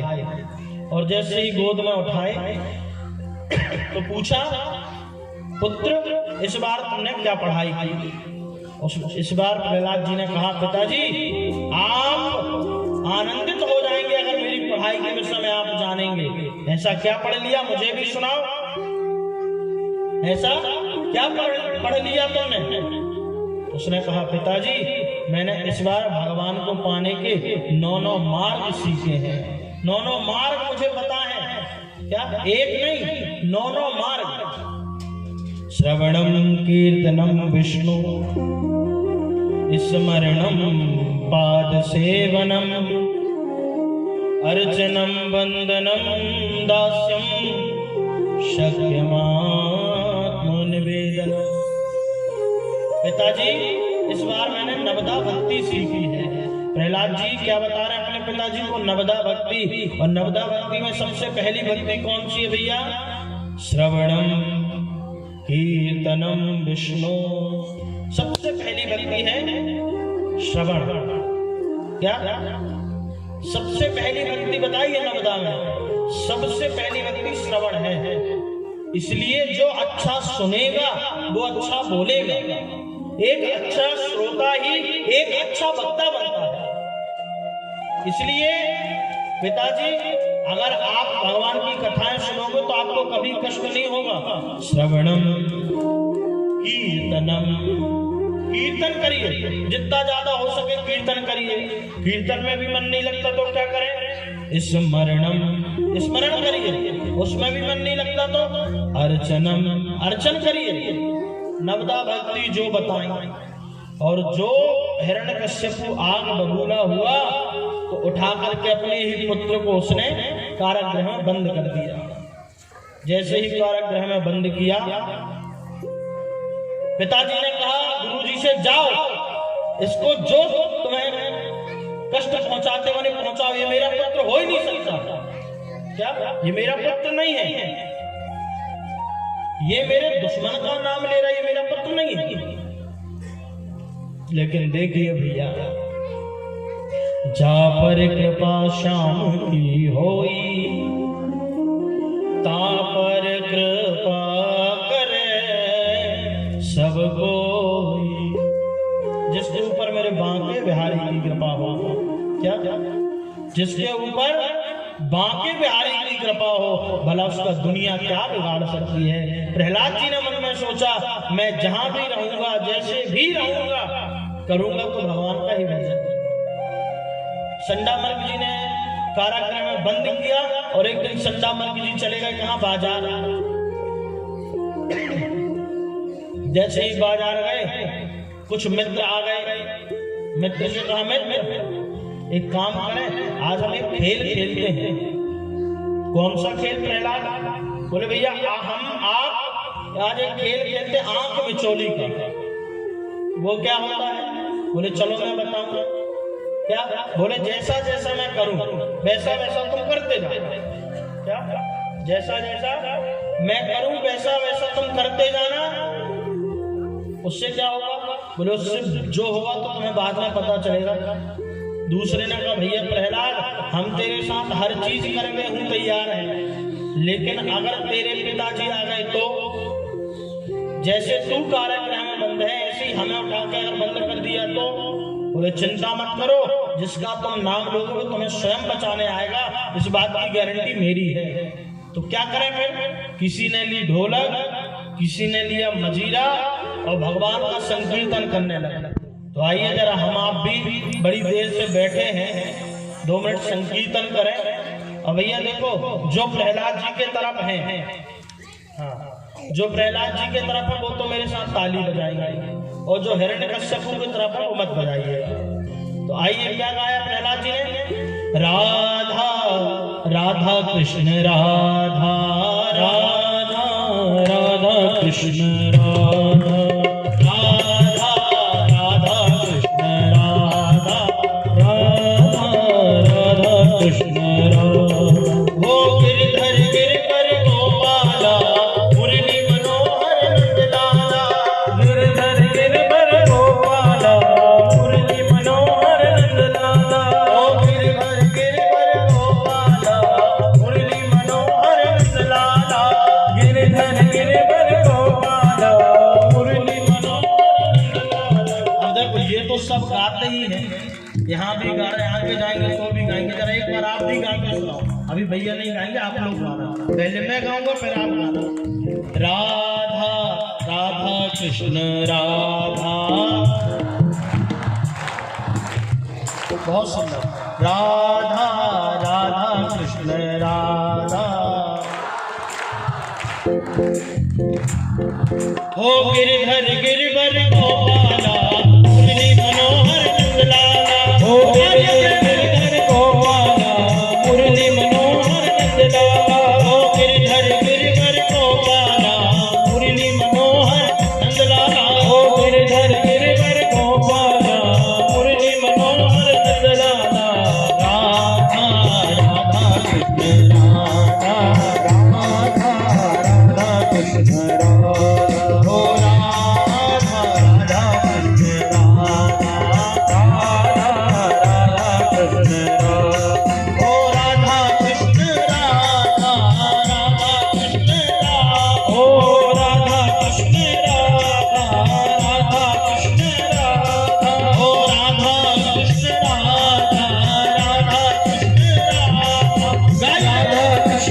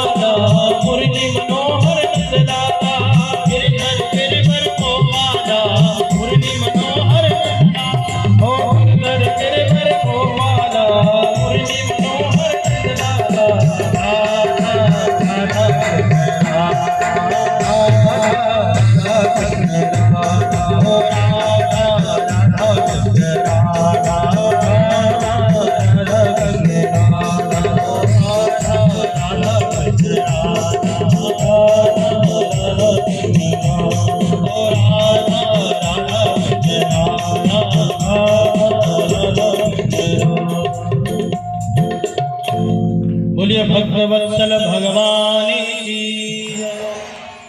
सबने पुकार लगाई, जैसे आप सबने पुकार लगाई ना, ठीक इसी प्रकार प्रहलाद जी के साथ मिलकर के प्रहलाद जी के सारे शिष्यों ने पुकार लगाई। गिरिधर गिरिवर गोपाला मुरली मनोहर नंदलाला। गिरिधर गिरिवर गोपाला मुरली मनोहर नंदलाला। राधा राधा कृष्ण राधा राधा कृष्ण। जैसे ही पुकार लगाई तो गुरुजी आए। गुरुजी ने संकीर्तन को रोकना चाहा, गुरुजी ने हाथ पकड़ा। प्रहलाद ये क्या कर रहा है? अगर तेरे पिताजी आ गए तो हम सबके सर कलम कर देंगे। इसलिए सबसे पहले प्रहलाद जी को पकड़ा, और प्रहलाद जी को जैसे ही पकड़ा तो जो प्रहलाद जी के अंदर करंट दौड़ रहा था ना बांके बिहारी के नाम का, वो करंट किसके अंदर दौड़ने लगा? गुरुजी के अंदर। अब गुरुजी भी गाने लगे साथ में, राधा राधा कृष्ण राधा। अभी तक गुरुजी नहीं गा रहे, तब गुरुजी गाने लग गए। और जैसे ही ध्वनि बढ़ी तो हिरण्यकश्यप के कान पे पहुंचा भगवान का नाम। हिरण्यकश्यप ने 2 सैनिक भेजे, जाओ जाकर के देख के आओ कौन इतना हिम्मत वाला है जो मेरे नगर में मेरे दुश्मन का नाम ले रहा है। सैनिक आए, सैनिकों ने देखा, ओहो यहाँ तो पूरी मंडली तैयार है, क्या किया जाए? सबसे पहले मंडली के अध्यक्ष को पकड़ो। प्रहलाद जी को पकड़ा, और जैसे ही उनने पकड़ा तो फिर वो भी नाचने गाने लगे। क्या कहते? राधा राधा कृष्ण राधा। बहुत देर तक जो संकीर्तन चला, और जैसे ही संकीर्तन चला जिसको भेजते वही गाने लगते। अब की बार कोई और नहीं गया, अब की बार हिरण्यकश्यपु ही गए। जैसे ही हिरण्यकश्यपु गए तो हिरण्यकश्यपु ने बहुत जोर से गदा मारी और हुंकार मारा, तो जितना संकीर्तन था सब सन्नाटे में बदल गया। बोल बांके बिहारी लाल की। जैसे ही संकीर्तन सन्नाटे में बदला तो हिरण्यकश्यपु ने अपने पुत्र से पूछा, प्रहलाद से, हे दुर्विनीत मंदात्मन कुल भेद कराधमा स्तब्धम मच्चा सुनो दूतम नेसे त्याग। बता तेरा भगवान कहाँ है? क्या तेरा भगवान कहाँ? और भगवान कहाँ? जहां भक्त की हाँ भगवान वहां। भगवान कहीं और नहीं है। जहां भक्त कह दे यहाँ भगवान है। प्रहलाद से कहा, हे दुर्विनीत तेरा भगवान कहाँ है? बोल। प्रहलाद जी ने हाथ जोड़े, पिताजी न केवलम में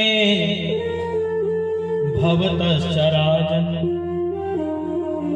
सवैवलम बलिनां च परेशान परे परेमी स्थिर जंग माये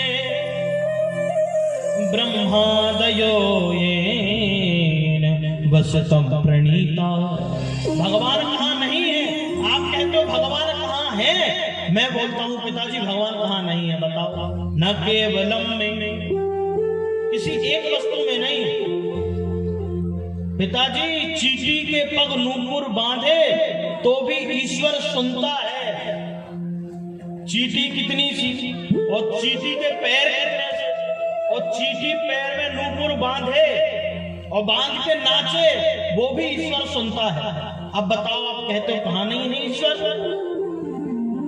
जहां भक्त कह दे वहां ईश्वर है। ऐसे ही एक खंभ लगा था, क्रोध में आग बबूला हिरण्यकश्यपु ने कहा, क्या इस खंभ में तेरे भगवान हैं?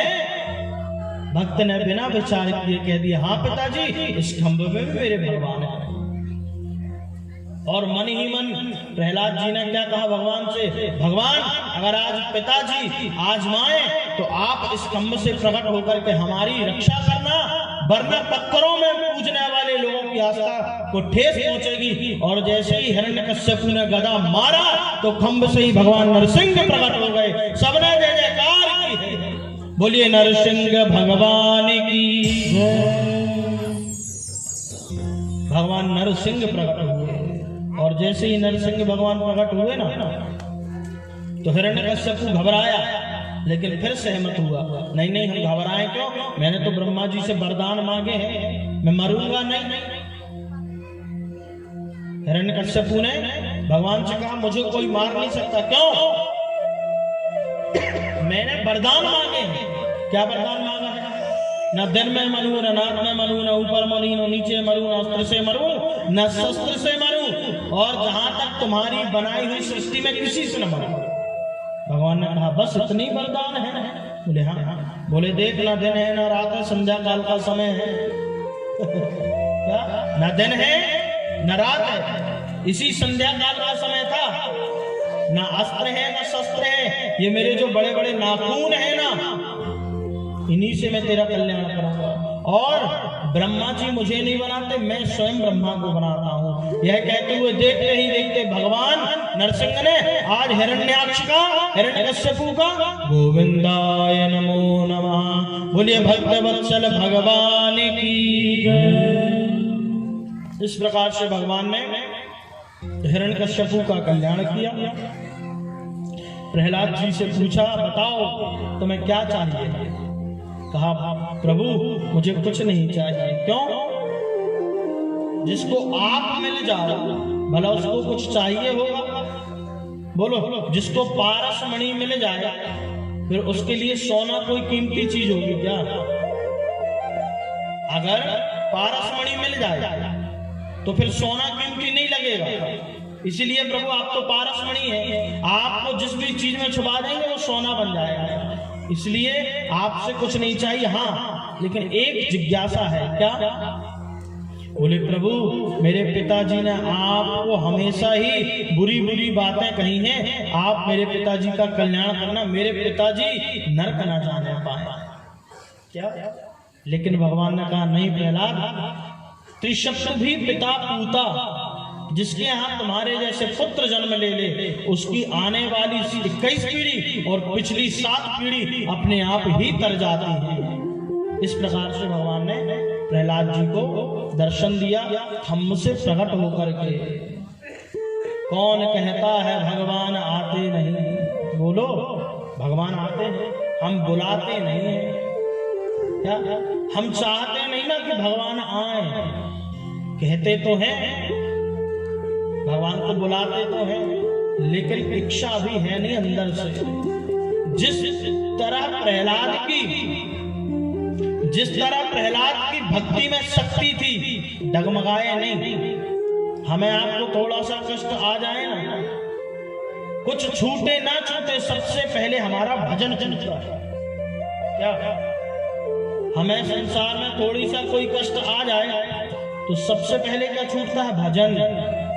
अच्छा हो जाए, अच्छा घर बन जाए तो महाराज हमने बनवाया है घर। क्या कहते हैं? अरे हमने बनवाया, दिन को दिन नहीं, रात को रात नहीं, मेहनत कर करके हमने बनवाया। और अगर थोड़ा सा कुछ बिगड़ जाए तो भगवान नहीं चाहते। होशियार तू ही है, जो करे तो अच्छा तू, और बुरा हो जाए तो भगवान नहीं। जो स्थिति में जो आपको प्राप्त हो वो सब अच्छा है, ये कहने वाला सच्चा है। इसलिए जैसे प्रहलाद ने प्रार्थना की है, जैसे प्रहलाद ने भगवान को खम्भ से प्रकट किया है, क्या आज भी भगवान हर खम्भ प्रति खम्भ बसे, हर खम्भ में नरसिंह भगवान है। क्या? हर खम्भ में भगवान नरसिंह है, लेकिन निकालने के लिए प्रहलाद की तरह भक्ति चाहिए। इसलिए कथा सुनिए, बहुत अच्छी बात है ना। कथा सुनने के बाद वास्तविक हमारा मन इस कथा से जुड़ जाए तो समझना कथा सुनना सार्थक हो गया। बोल बांके बिहारी लाल की जय। तो आइए, आप सबने प्रहलाद जी की कथा सुनी है और अनेकों अनेक कथाएं सुनी। अभी 52 चरित्र है, इसके आगे और भी कथाएं हैं, तो अभी भजन हुआ नहीं है। एक जरा मीठा सा भजन गा लें, इसके बाद फिर भजन ही भजन है। आज तो नंदोत्सव है, तो आइए जरा एक भजन गुनगुना लें प्रेम से। ओ मोहे भागया बंसी वाला, मोहे भागया बंसी वाला, बन गई जोगनिया, गई जोगनिया। वो काली कमली वाला हो, वो काली कमली वाला बन गई जोगनिया। वो बन गई जोगनिया, बन गई जोगनिया। मोहे भागय बंसी वाला, ओ मोहे भागय बंसी वाला, बन गई जोगनिया, बन गई जोगनिया, बन गई जोगनिया, बन गई जोगनिया। वो काली कमली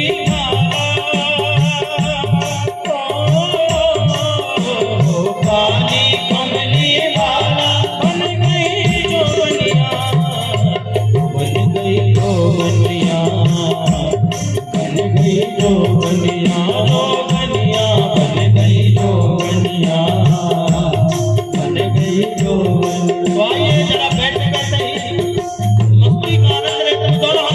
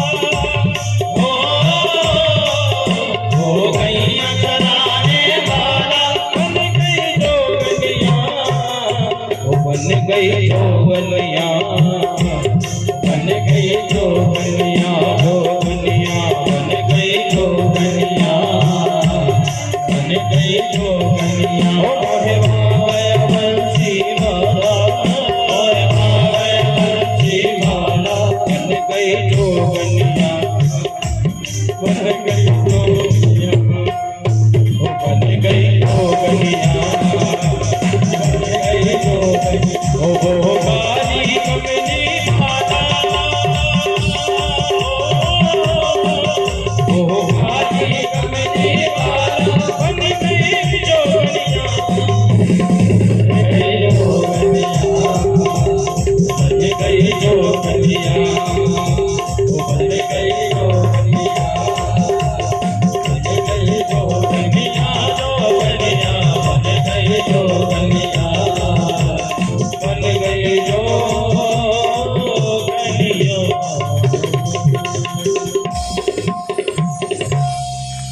बोल बांके बिहारी लाल की जय, जय श्री राधे। तो प्यारे ये सार है, भजन भी क्या आनंद वाला है, जरा सुन के मस्त हो गया, क्या मन मस्त हो गया। ठाकुर जी से हम आप भी यही कहें, जो आपने भजन सुना बहुत आनंद। ये वृंदावन के भजन हैं, देखो भैया ये वृंदावन के रसिया हैं, ये वृंदावन के भजन हैं। अब यहाँ के भजन तो बहुत कम वैसे आते हैं नहीं हम लोगों से, लेकिन बहुत कम ही आते हैं। तो हमारा ये प्रयास रहता है कि वृंदावन के ही भजन हो तो और ज्यादा आनंद आएगा। क्या इसलिए आइए हम सब जरा नंद महोत्सव की ओर बढ़े। उससे पहले अभी अष्टम स्कंद में कथा आती है। राजा परीक्षित से सुखदेव गुरुदेव कहते हैं, राजन आसीत गिरिवरो राजन, एक त्रिकूट पर्वत पर, हाँ बहुत शांति से सुनिए, इन बच्चों को शांत कर दो। बोल बांके बिहारी लाल की जय। त्रिकूट पर्वत पर एक हाथी रहता था, बहुत ध्यान से सुनना। इसके बाद 52 चरित्र, रामावतार, फिर नंद महोत्सव और आज की कथा। अच्छा एक बात बताओ, ये किसको किसको पता है कि भगवान कृष्ण का अवतार कब हुआ था, जन्म कब हुआ था, कितने बजे हुआ था? बताओ, बोलो। नहीं पता? किसको किसको पता, जरा हाथ उठाओ। अरे राम, कितने बजे? 12 बजे। कब, दिन में कि रात्रि में? अच्छा एक बात बताओ, अगर रात को 12 बजे यहाँ जन्मोत्सव मनाए तो कैसा रहेगा? अरे महाराज, अब भी धीरे धीरे यहाँ से भी सब निकल पड़ेंगे। नहीं चिंता मत करो, 12 बजे तक नहीं मनाएंगे। मैंने तो आपसे कल पूछा था, हम 6 बजे ही मनाएंगे। तो आइए जरा, उसके पहले अभी बहुत चरित्र हैं, तो जरा सुनिए ध्यान से। और नंदोत्सव का आनंद तभी है और कथा का फल तभी है जब आप पूरी कथा सुन के जाएंगे। क्या? इसलिए जरा सुनिए। त्रिकूट पर्वत पर एक हाथी रहता था, गज। गज कहते हैं हाथी को, गज का उल्टा करिए जग हो जाता है। सार है, जरा सुनिए। उस हाथी को यह अभिमान था कि मुझसे ज्यादा बलवान इस दुनिया में कोई है ही नहीं। क्या? मुझसे ज्यादा बलवान कोई है ही नहीं। हम आपके पास भी थोड़ा बहुत धन दौलत मान प्रतिष्ठा आ जाए तो हम क्या सोचते हैं, हमसे बड़ा तो कोई है ही नहीं। लेकिन देखिए भैया, जब काल चक्र घूमता है तो अच्छे अच्छे महारथी भी परास्त हो जाते हैं। क्या? जब काल चक्र घूमता है तो राजा को रंक होने में समय नहीं लगता और रंक को राजा होने में समय नहीं लगता। इसको यह अभिमान था कि मुझसे बड़ा कोई नहीं है। और भैया जहां मैं आता है उसका 100% क्या निश्चित है पतन होना। जहां आता है अभिमान, वहां से चले जाते हैं भगवान। अभिमान आया चाहे किसी भी चीज का हो, चाहे धन का हो, चाहे दौलत का हो, चाहे स्वरूप का हो, चाहे प्रतिष्ठा का हो, कोई चीज टिकने वाली नहीं है। ये जो स्वरूप मिला है, कई लोग स्वरूप का अभिमान करते हैं।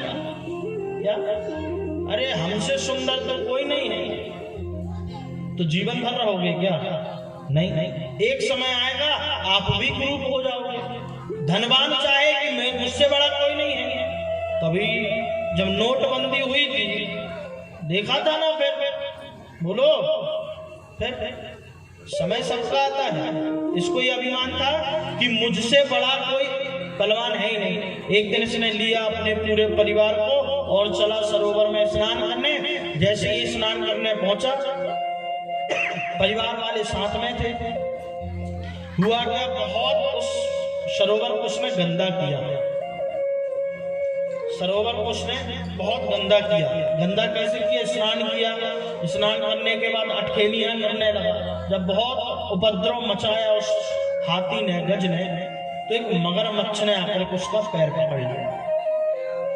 क्या ग्राह कहते हैं मगरमच्छ को। ग्राह ने आकर के हाथी का पैर पकड़ा। हाथी ने क्या सोचा, होगा कोई छोटा मोटा जिसको मेरे विषय में अंदाजा नहीं होगा। सुनिए जरा ध्यान से, होगा कोई ऐसा ही जिसको मेरे विषय में अंदाज नहीं होगा। हम आप भी ऐसा ही सोचते हैं क्या? अच्छा, सबसे पहला अटैक कहाँ होता है? पैर में। किस चीज का? बुढ़ापे का। बुढ़ापे का सबसे पहला अटैक पैरों में। और गज का ग्राह ने पैर ही पकड़ा, सबसे पहला अटैक किया। लेकिन सोचा नहीं, अभी तो बहुत शक्ति है। बहुत प्रयास किया ना, कथा आती है बहुत प्रयास किया, लेकिन पैर छूटा नहीं। परिवार वालों ने भी हेल्प कराई। जब हेल्प कराते कराते परिवार वाले थक गए तो परिवार वालों ने भी छोड़ दिया। ध्यान रखना, आप जो कर्म करोगे वो आपको ही भोगना है। आप ये कथा सुन रहे हो, इस कथा का फल आपके ही अकाउंट में जमा होगा। आप चाहो कि मैं कथा सुन लूं या मेरे बेटे के अकाउंट में जमा हो जाए या मेरे परिवार, नहीं हो सकता। लेकिन होता ही नहीं है, कहां से हो जाएगा? आपने जो बुरा कर्म किया है वो आपको भोगना पड़ेगा। आपने जो अच्छा कर्म किया है उसका भी भोगमान आपको ही करना पड़ेगा। इसलिए कोई साथ देता नहीं। क्या समय रहते सब साथ देते हैं। जब आपके पास धन दौलत होगा तो लोग पूछेंगे। क्या? जब आपके पास धन दौलत होगा ना तो लोग पूछते हैं, फोन कर करके पूछते हैं। फोन कर करके पूछते हैं आप कैसे हैं। कब तक? जब तक आपके पास पैसे हैं, उसके बाद कोई नहीं पूछता। आज जैसे ही प्रयास किया, बहुत प्रयास किया, जब नहीं छूटा गज, तो उसने परिवार का साथ दिया। और परिवार भी जब छोड़ गया तो इसने क्या किया? निकाल लो उसको, निकाल लो। अपने मन को समझाओ।